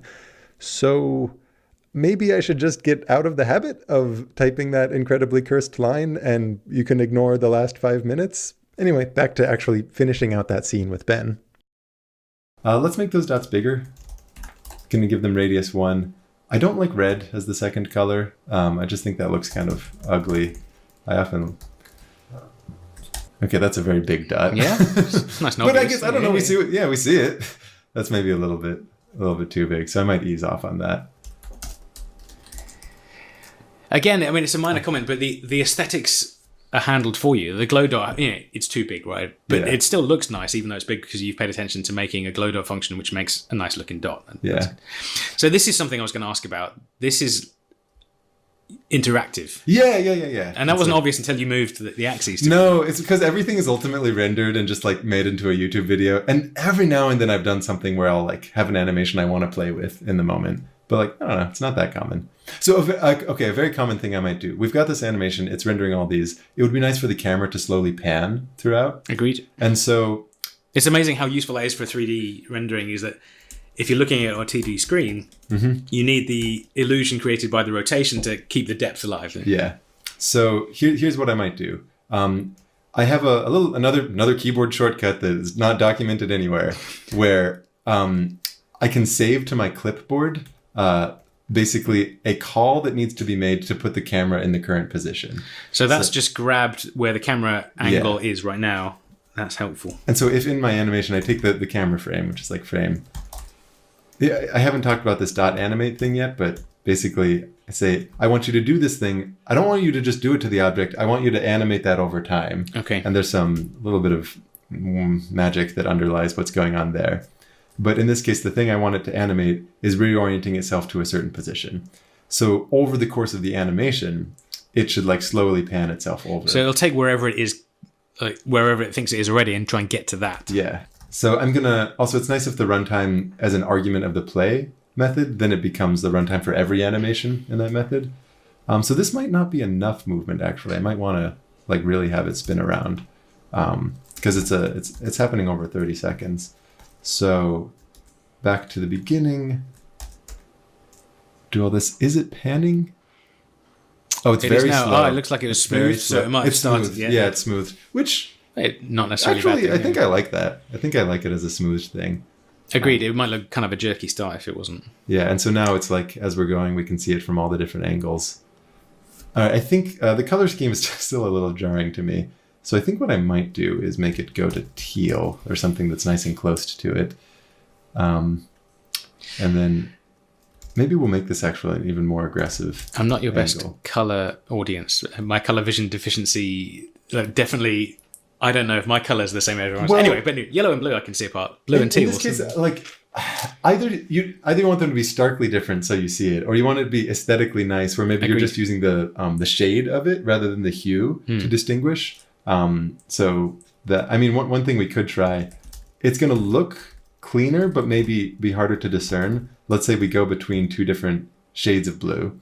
And I'm going to, now let's have some fun and let's have there be like 10 points. Great. And so they're just going to change by that epsilon in the third coordinate. It Yeah, doesn't really exactly. matter. We know actually, I mean, mathematical comment, the other amazing thing about this is that wherever you start, it goes into this sort of shape. That's kind of like the second surprising thing, isn't it? Like, Yeah. The whole point is not just that it does something strange, but that there is an attractor. Yeah. So often with differential equations, it might be attracted to a single point. Yeah. It might blow up to infinity. It might be attracted to a cycle, but then this is what's called a strange attractor, where all the points are attracted to a certain shape, but that shape isn't so simple as a cycle, and it's got a fractal nature to it. I often feel like it's the sort of contradiction inherent in trying to describe chaos to someone, because one you say, chaos is when it's unpredictable, and yet at the same time it is predictable, and there's this strange attractor. So it's the fact that both are happening. Yeah, and this you know that it's going to be on this subset of R3. It's gonna get really close to that subset. Where on that will it be? Well, we just had 10 starting conditions that were really close to each other. And if we remove, the curves and just see the dots, they're all over the place. Yeah. Oh, actually, let's do this. Let's have some fun. What if the curves sort of fade out over? Oh yeah, let's have them fade out. Sorry, you had an idea that. No. Let's do that. Let's have the. I want to know what your idea time. was. How do I want to do that? I'm going to. I definitely made the part that follows with Ben way more complicated than it needed to be. We also got sidetracked chasing down a couple different bugs. I think what I'll do is post the full, relatively uncut version of that conversation maybe on Patreon, but just give you a much more succinct version of how we wrapped up here. Here I have essentially the same scene that I was doing with Ben. So we've got our axes setting up a 3D coordinate system. We've got our curves, got 10 of them. Here, when we animate, the curves are getting drawn, the dots are following, and Ben had just asked if we want to have the curves fade out over time. What I should have said is that you just type fade out curves, which is another animation type. It'll slowly change them to have 0 opacity. In this case, that evolution time, if we make it the parameter, the runtime rather, if we make that the parameter of the play argument here, then it becomes a runtime for everything on the inside. So now when we do that, it goes, and over the course of those 10 seconds, the curves should slowly fade, and indeed it looks like they do. and then we're left just with the dots, which is nice. It looks very nice. The other thing that we got into, and I took way longer to say this than I properly should have, because I was trying to remember like what the names of the functions were and things like that. Again, I'll post this all in a more uncut version elsewhere. If we wanted a nice effect where there's this sort of tail following the dots that sort of fades out nicely, there's this thing I once wrote for I don't even remember what video way in the past, called tracing tail. And so the way this will work is if you give it just a single little object of some kind. So let's give it that first dot, and then let's add the tail. Then rather than fading out the curves in this case, actually what I'm going to do is just set those curves to be invisible. So set their opacity to be 0. So they'll be drawn. That will determine where the dots go as they're having this kind of update function called on them, but we won't actually see them. What we will see is this one tail for one of the dots, I think. So the way that it looks, great. We see that one little tail, and it kind of fades out in the back. I like the effect. It sort of goes from full opacity to 0 opacity, 0 stroke width. You can change some of the parameters on it here. So in this case, the amount of time that it follows it. So right here, it's showing kind of the last 1 second. And if we were to wait, it would sort of fade out because 1 more second has passed. So instead I could say, hey, I want you to follow it for a little bit more time. So let's make that time traced 3 seconds. Instead of just having one tail, we could have a group of them. So we'll create a group of these tails, not just for the 0th dot, but for all of the dots, for dot in dots. And then I could maybe have it match the color of that dot so that we kind of see them all. So now when we do this, we should see 10 different tails all following for a little bit more time, which I think should just give a nice, that gives a nice smooth little effect. And they all start to spread out. You can see that spread really cleanly. And here we can have more fun by basically having it evolve over more time. Instead of 10 seconds, we could bring that up to 30 seconds. We could make them closer. So this epsilon value, instead of being 1/1000th, we could make it, 1/100,000th. So it should take longer for them to all diverge. So now if I go, we see all of those tails. In theory, these 10 dots should actually stay closer for much longer, and it should take longer before we see that divergence in the chaos. And indeed, it takes a little while, but eventually they spread out. So I think that's kind of a nice end effect. Like I said, I'll post the more uncut version, but now is a pretty good point to just jump ahead towards other topics. Well, goal achieved. You've got a Lorenzo tractor with multiple initial conditions, varied very slightly, animating prettily with a glitchy trail. So before we finish the workflow, you've made a code that does a thing, and let's say you're happy with it. I know there's lots of polishing that you want to do, but you then bake it into an MP4 file. Oh, yeah. So in this case, once I have the scene that I like, and so in this case, maybe we'll, clean it a little bit. I might want to render this out. So got a little keyboard shortcut. The way that you might call Manum usually is in the command line. If you've downloaded the GitHub and you've imported and all, you say Manum, and then you pass in a file, a Python file that contains the scene. Yeah. And so in this case, I found the scene to put that. You say, which scene do you want to render? From that file. Yeah. And then in this case, I have a couple different parameters. Like if I say pre-run, it'll go through it all without animating to, one, estimate how long it'll take, and also catch any errors rather than halfway through the animation. Yeah. This Finder thing just means it's going to pop it up in Finder, the Mac OS file system.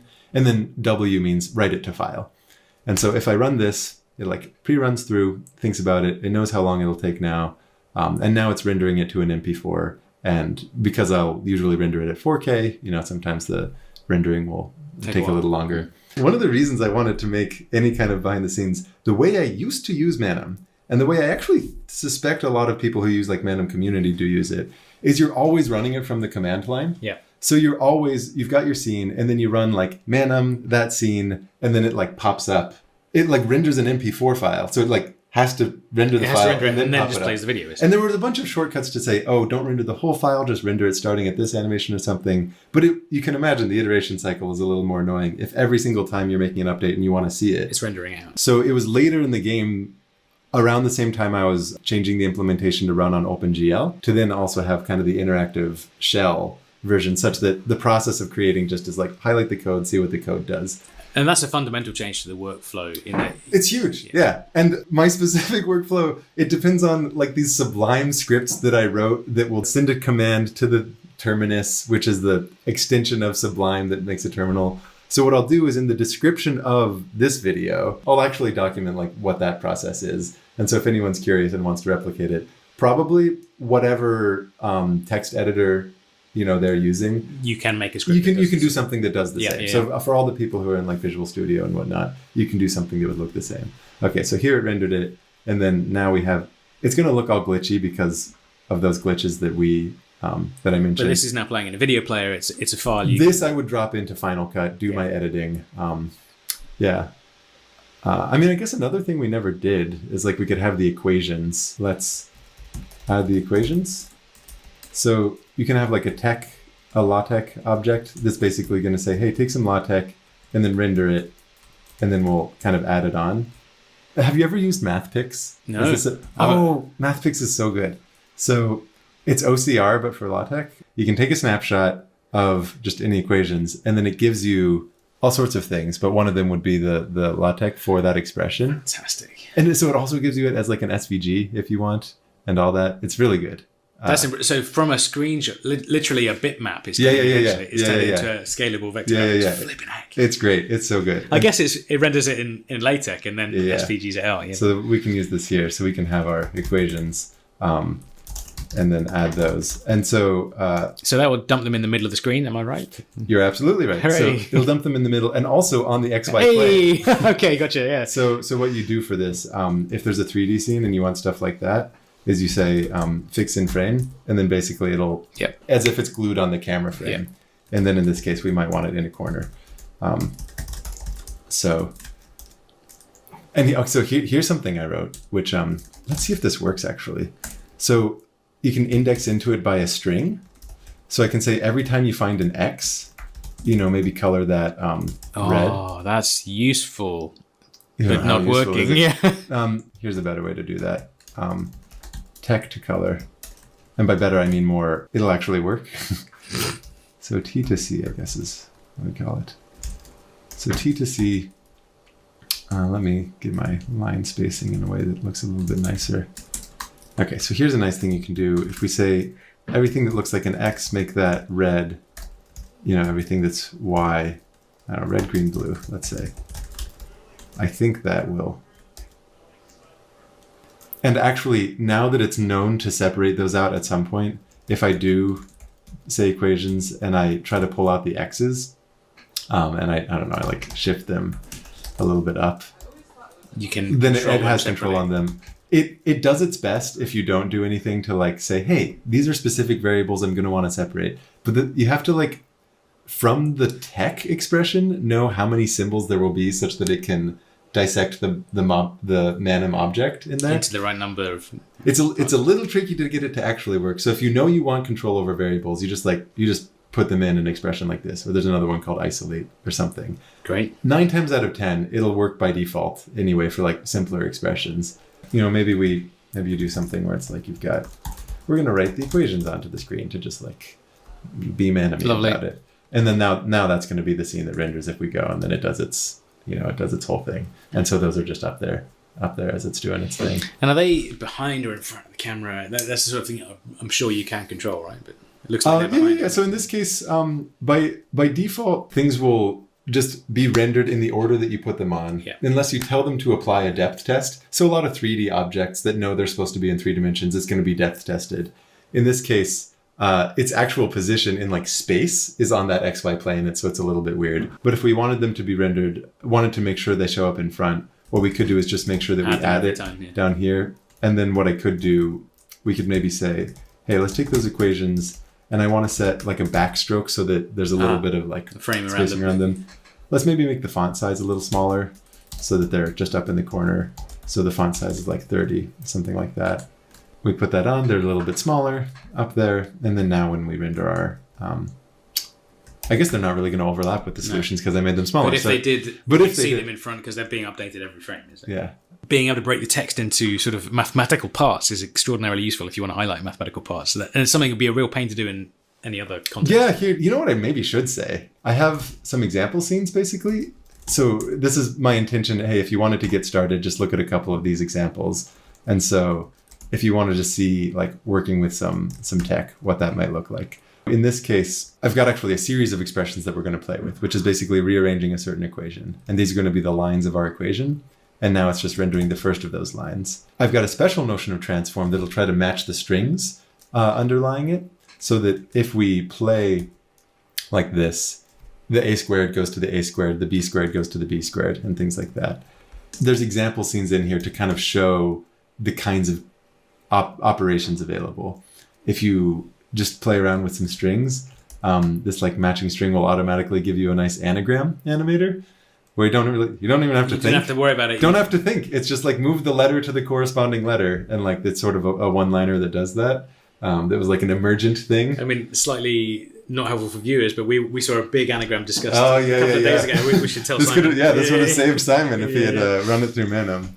I can just like show a little bit more in here if you want, where got this equation, frame this equation. If you wanted to say, hey, I just want to reference the E part of that, there's an animation called flash around, and you'd be flashing around just that E. Or there's another one called indicate, and you want to like indicate that pi. Things like that. So you're pulling it out bit by bit. And in terms of understanding what functions like that exist, obviously there's your head, which is this vast trove of experience over the time you wrote it. But the Manum Community version is a different version, but these still exist. Yeah, Manum Community definitely has much better documentation. There's not zero documentation on this one. You can see all the animations basically in a folder of the library called animation. Yeah. If you just like look through that folder, you'll see the things that exist. All of the code I've ever written for any video is on GitHub. If you really, yeah. So if you go to github/3b1b/videos, this GitHub basically has all the animation from like videos in the past. So in this case, I guess, and videos of the present. I haven't made any animation for holograms yet, so that one. But you can see some puzzles that I just made for the IMO. You can see it all in there, and then that gives you some sense of what the functionality available is. And maybe this is a workflow thing for people like me who are beginning. If you don't know what functions are out there, obviously you can look at the library and see what's in there. There's no autocomplete sort of like if you start typing one that you think might be it, you can't. Oh yeah, sure there is. I mean, there's all sorts of autocomplete tools out there, which will be more to do with the text editor. Yeah, so this is a text editor question. So like in Sublime, there's like a thing called a language server protocol, and so there's some. I think it's called like Pi LSP or something. But as it they're all there. You know, it has some sense of the environment that it's in and might auto. Okay, so that's one way to find a function that you think I want. If I was going to write a function, I might call it this. You can find out if there is one called that. GitHub Copilot, right? Just like use Copilot. Okay. I don't like using Copilot with Manum just because, like, I know what I want to do, and it doesn't quite know what I want to do. And it's really nice if you're like engaging with a new library of code, but I don't know. I just find like dumber autocomplete tools to be the thing I actually want, because often it's like it's not a. If I don't know exactly what I want, the way I want to even articulate the request is in code, not in English. Yeah. And to each their own, but like just try it. Yeah, and you have the experience to sort of fall back on your experience. Yeah. That's good. Yeah, just fill it in. No, but that is a sort of workflow thing, and depending on your text editor, and it's actually something I'm just not used to. Like it's that lower level sometimes that's the barrier to getting started in these things. Like, but once you cross those first hurdles, how do you even know where to start? Yeah. So the example scenes, I think, would maybe you know, gives you some sense of it. But. Nice. Well, thank you for showing me. I really enjoyed seeing the back end. Like, it's a very human experience coding, and the messiness is part of it, isn't it? Yeah. So there you go, little peek behind the scenes. I will leave a link in the description to that repo where you can see the code for literally any video I've made in the past. By the time I post this, I'll also add something to the README of that repo to outline the actual workflow that I'm using here, you know, the specific Sublime scripts, what you would want to mimic if you're using a different text editor, things like that. And I'll also post the full version of that conversation, warts and all, to Patreon. I might actually do some like Manum live streams or something like that on Patreon periodically. If that's a thing you would be into, let me know. If so, what kinds of things would you like to see? But in the meantime, I'll be busy animating the next video, and I will see you then.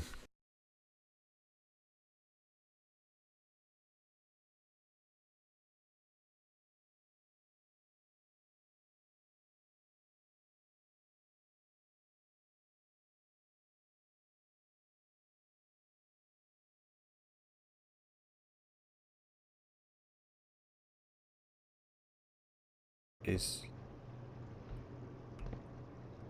Is it still subsiding now? I don't know. No. This is so weird. There's a cabinet in one of those. Yeah. Well, this is archive. That's it's pointing at a cabinet, isn't it? That arrow. That's in the archives, I think. Or is it? We should try and remember that. Yeah, that arrow is very interesting, isn't it? Yeah.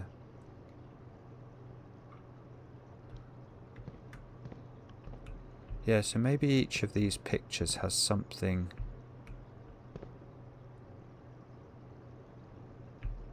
Do they all have arrows in or something? I don't know, I'm just looking. I can't see anything on this one, but I'm...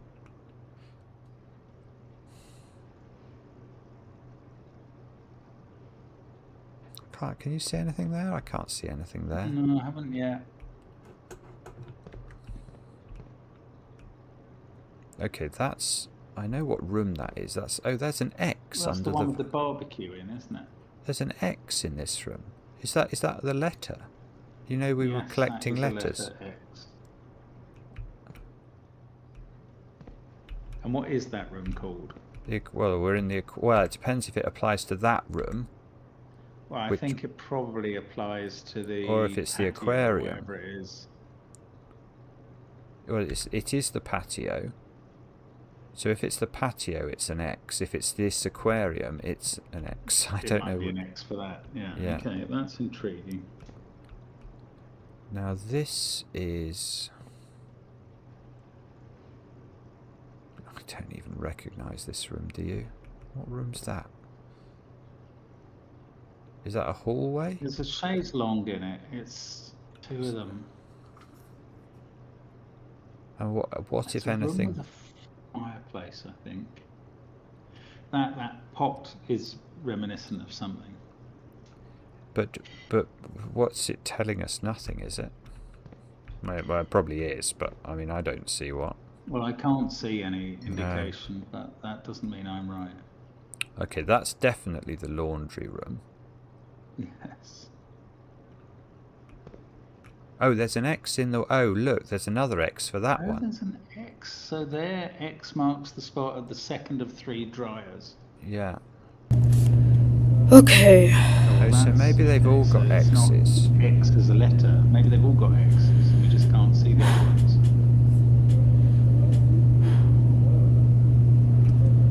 So we got the X for that one. We haven't got the X for this one. Right.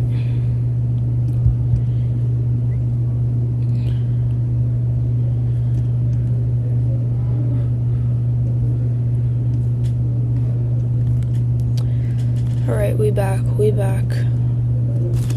I'm back. Boys.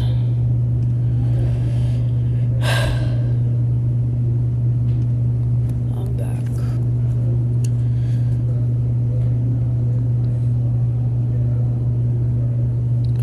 Alright guys, I'm back.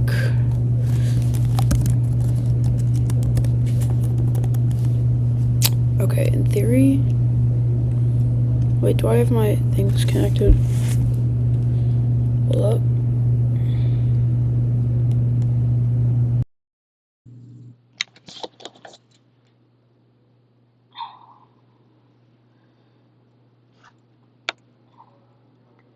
Alright, I think I'm gonna try to beat Eon right now because that's it's kind of just what I feel like doing. Don't mind my voice right now. I'm kind of tired and nauseated. Yeah, well, welcome Squirrel Games YT. I'm back. Probably not going to be here for too long. Maybe only like 20 minutes and then I'm ending stream for the day.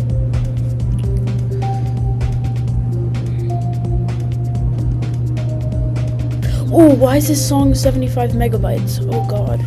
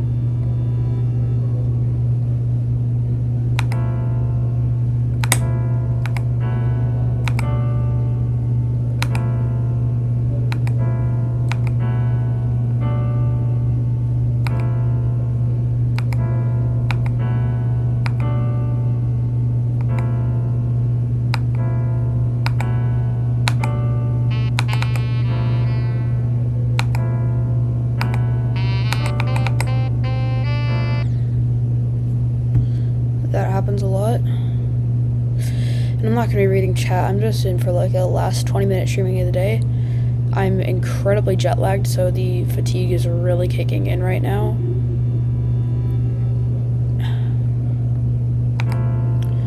And if you're new to the stream, please I'm out of here. Please subscribe. I have a post on my channel somewhere of my sub goals, and you can read those. Maybe see if you want to subscribe. And I'm going to be doing a lot of these streams like maybe every day from now on. This is my first day doing it, and I'm going to be doing this. So just subscribe if you will watch more of this, I guess.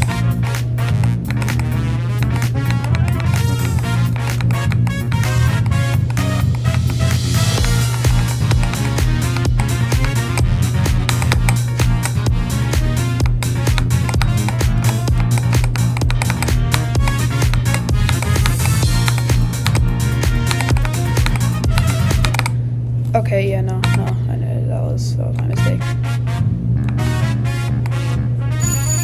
I'm just gonna check how many people are in the stream right now. What do you want? No, sorry, I'm just gonna be doing B. If you come into the stream tomorrow, though, you can request that again. I'm just gonna be playing B for now, though.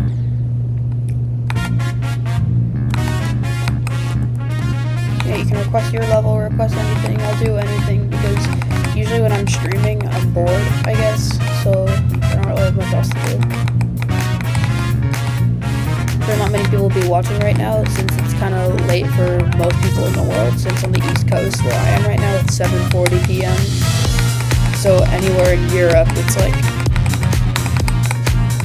kind of late.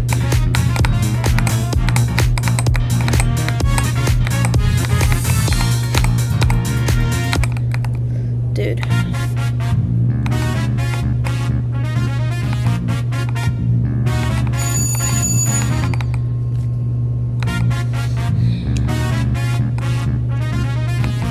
I feel like I'm having a migraine. Oh god, dude. Wow. Yo, I'm not doing too well right now. I feel like I'm gonna throw up and I'm having chills. I think I'm getting sick legit, like.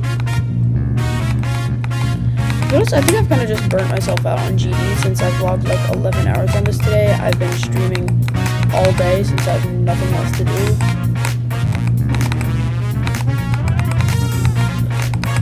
I don't even need to blink anymore.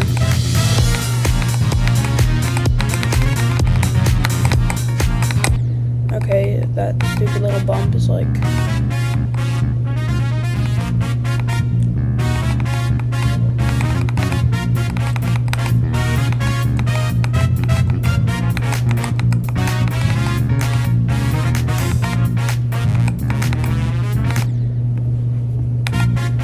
So yeah, if you're hearing this, please subscribe. I literally had 150 earlier, and I timed it perfectly to the beat drop in Xenogenesis. You know, that whatever. And but like 5 people unsubscribed, and I'm down to like 147 now. So you can only reach my goals and torture me by forcing me to complete my sub goals, which I think are 150 subs, I beat B, which is what I'm doing right now. 200, I do 9 circles. 250, I face reveal. And I'm currently working on more in between 250 and 500, but at 500, I will beat Bloodbath. But I might tone that dude down and do some other extreme demon, like, I don't know, Aku, Red World, Eon, something like that. So I think Eon would be funnier because it would be kind of just like painful and it would be cool for people to watch, I guess. I didn't know that time would play into like, I thought levels were ranked, difficulty ranked, based on just like how hard they are, not how long they are. But like Eon, there's only like 6 or 7 star.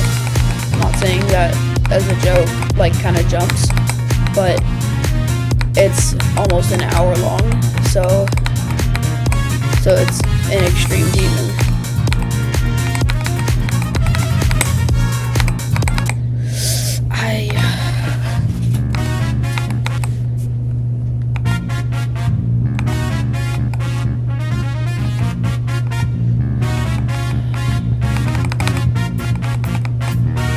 you have any ideas for more sub-goals for me? Like levels I should be in between 250 and 500, or maybe even smaller goals so I can do smaller things? Like, I don't know, try to maybe do a specific thing, or unlock a specific icon, or do anything Geometry Dash related.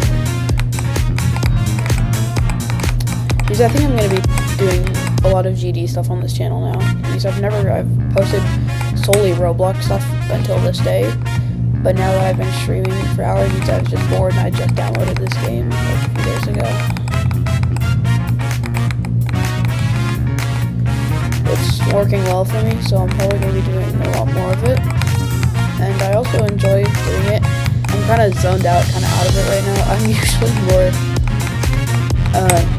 enthusiastic, I guess, when I'm talking, but I'm exhausted and I feel like I'm gonna throw up right now. Oh, I gotta keep up the grind. Ugh.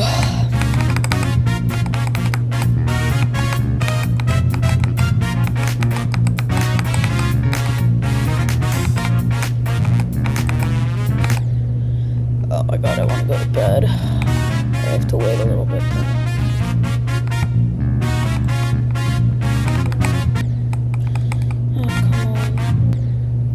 Let's play without low detail mode for never mind, not that wrong.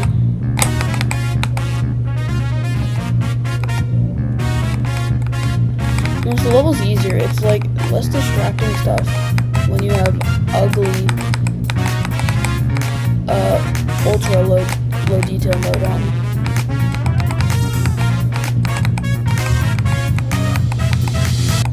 Okay.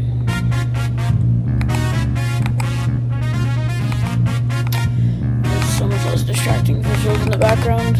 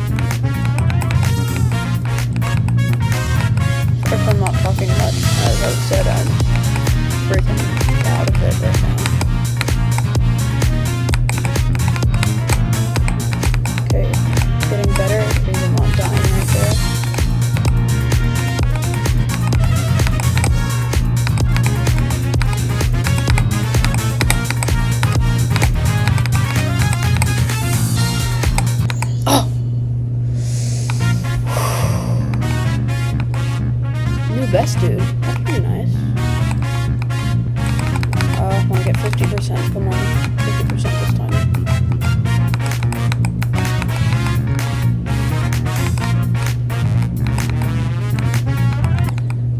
Yeah, no. That part's kind of hard.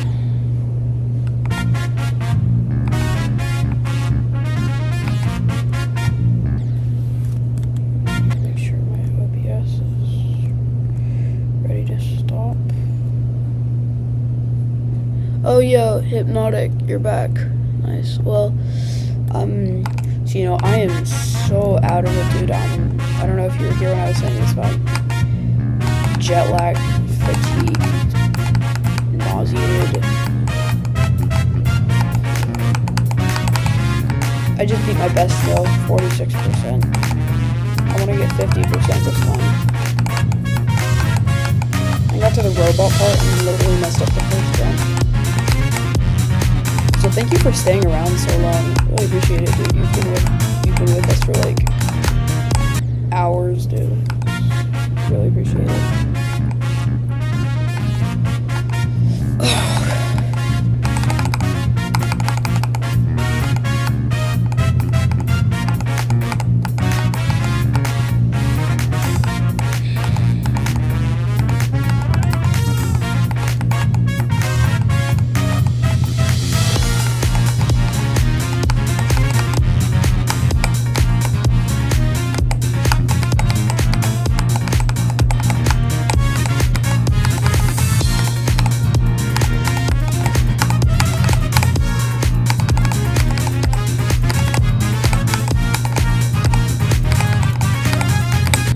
Dude, oh, dude.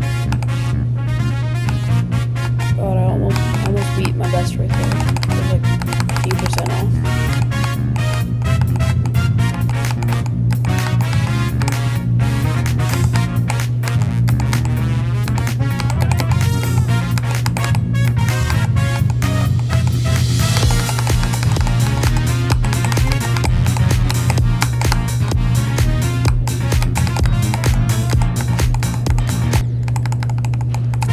Yep. The part bounced me into his stinger right there. Also, if you guys girls can like go watch somebody else right now, I'm kind of just doing this not for the streaming, but so that I can try to make progress on the level, and so that if I beat it or get farther, is I do want to make like a full form video out of, I don't know, this at some point. So I want to have this stuff like on recording at least. And it's nice streaming it because it doesn't take up like space on my computer, at least that I know of.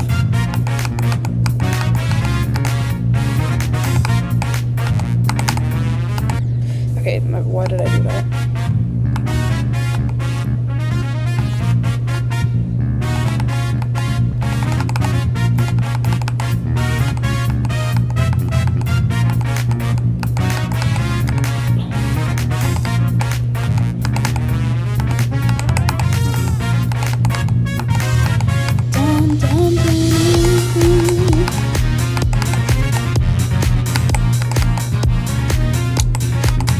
Custom user coins, like a custom shape. It's pretty cool. All like honeycomb shape. I'm probably gonna have to go in like 10-ish minutes. While I'm like going to bed is like ASAP, because even though it's super early, dude, the jet lag is so hard.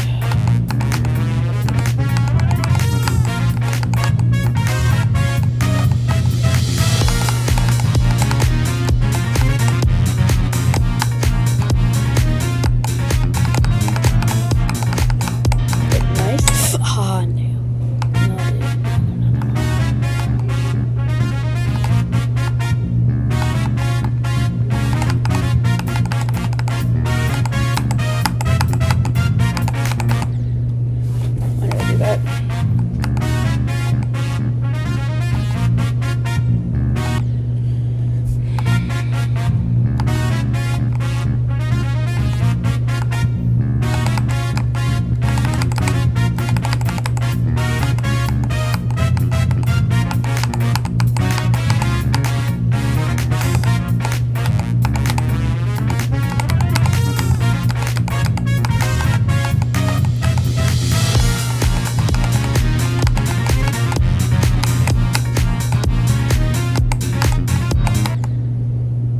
That part in a long time. You know, I'm gonna see the cubes because I kind of don't like my icons. They're kind of ugly. So I need to change these. Here's something cool. Complete a map pack. Okay, let's do that. That looks cool. Map pack. How many levels? Oh, there's only 3 levels in here. That's easy. I bet. Take a break from the hard levels to just like a chill level. Really, like, how easy can an easy level be? Like, there's like, bro, I feel like this level should be rated normal. This doesn't seem like an easy level to me. This is already like twice as hard as Stereo Madness. That's generally my rubric for comparing like what should be an easy level.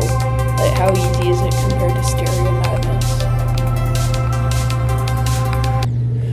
What am I doing? Plus the visuals in this level are pretty cool. I like the blue glowy spikes.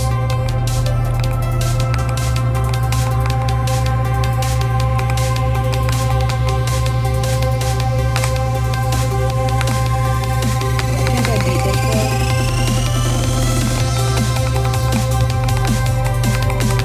Don't be greedy, I don't need the coin. Yeah, this is totally like a normal level. This isn't easy.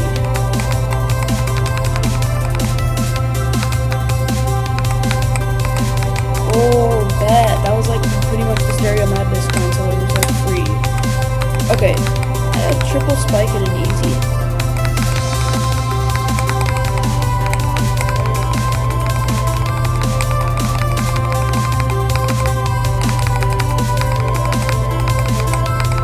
Alright, second try this level. It's pretty good. Walk in.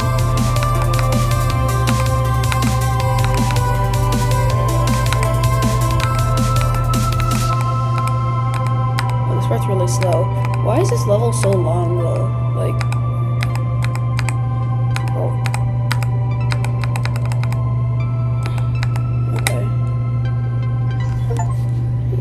What are those? Unlocked new wave. Yeah, it's long. Collect 2 What was that? What are those? Oh, this song! Yeah, literally the song I was talking about before. It's that song, you know? That I timed my sub goal with earlier. I didn't realize that this song used that.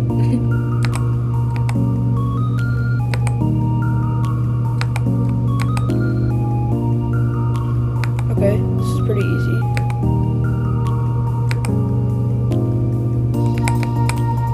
Okay, I almost died right there.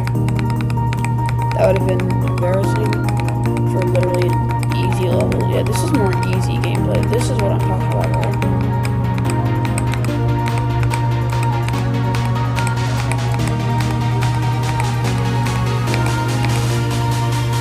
Yeah, well, that's right.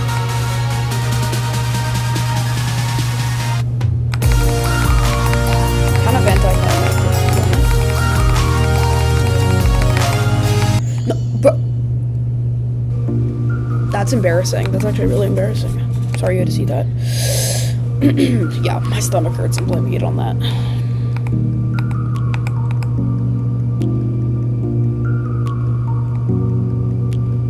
Bro, there's like, it's like 5 seconds straight where I can just not click.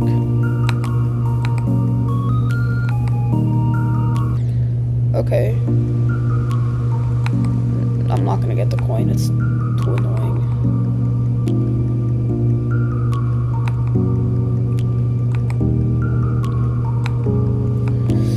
Come on, dude. Don't die at 88% this time. I'm such a noob, bro. Bro, if I can beat demons, I can beat Dark Paradise. Literally like the easiest level in the game, dude.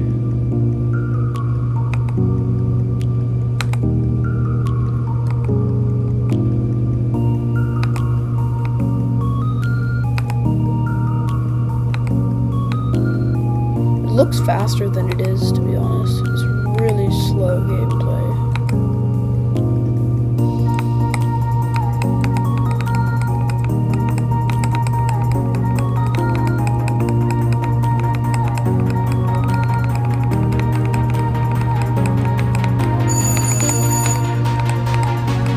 Bro, it literally like slows down when you get to the... Oh guys, I'm really tired. I'd beat this like first try if I was more awake.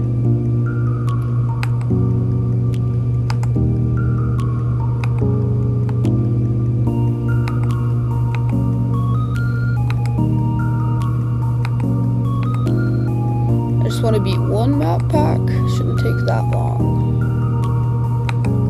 I've played a retray before though. I think that's an easy. Like, I think that level's pretty easy. There's like a bunch of them or something, right? No, I think I'm taking it from another one. But there's like a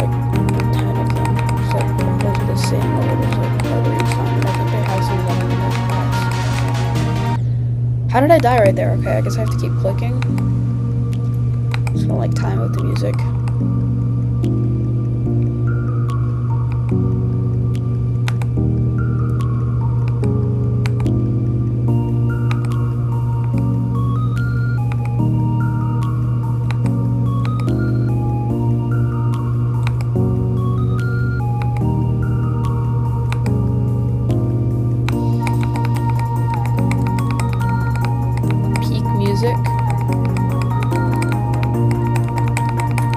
Don't die for the 10th time on an easy rated level.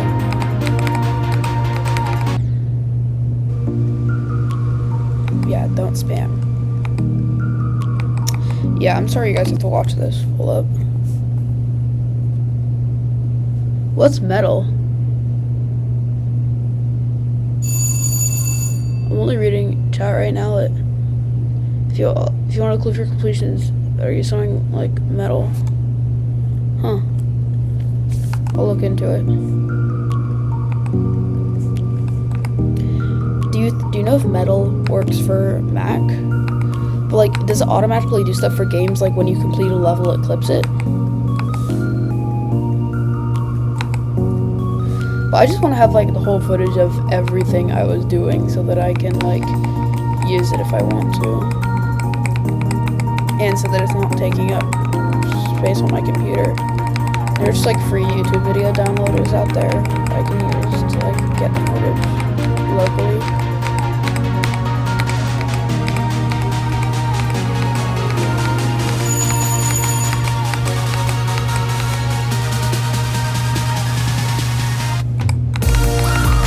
So anticlimactic. That's where I died before, I think. Yeah, that's where I died before. Alright, thank you. Yo. Okay, let me out. Oh, you only get 50 mana orbs. God. Bro, what is that noise out there? DDS Golden Haze.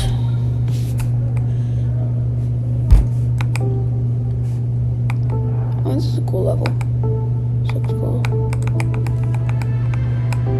Bro, this is genuinely like so easy. I'm probably gonna say that and die like a minute later.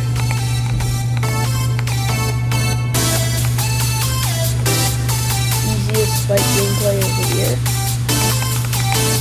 Oh, little robot. Cool.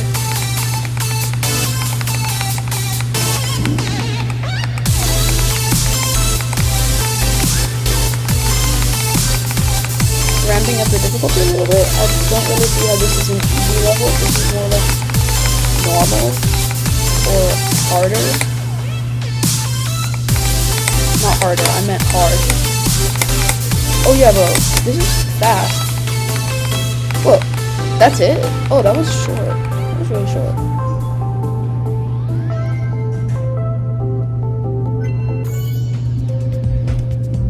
Long, So, claim. Jump, Forest, jump. Cool, new icon.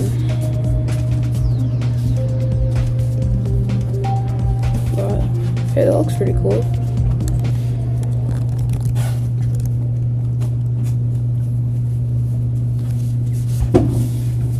It's usually, no, it's a keybind that you have to press. Oh, okay. Well, alright, I'm gonna end stream.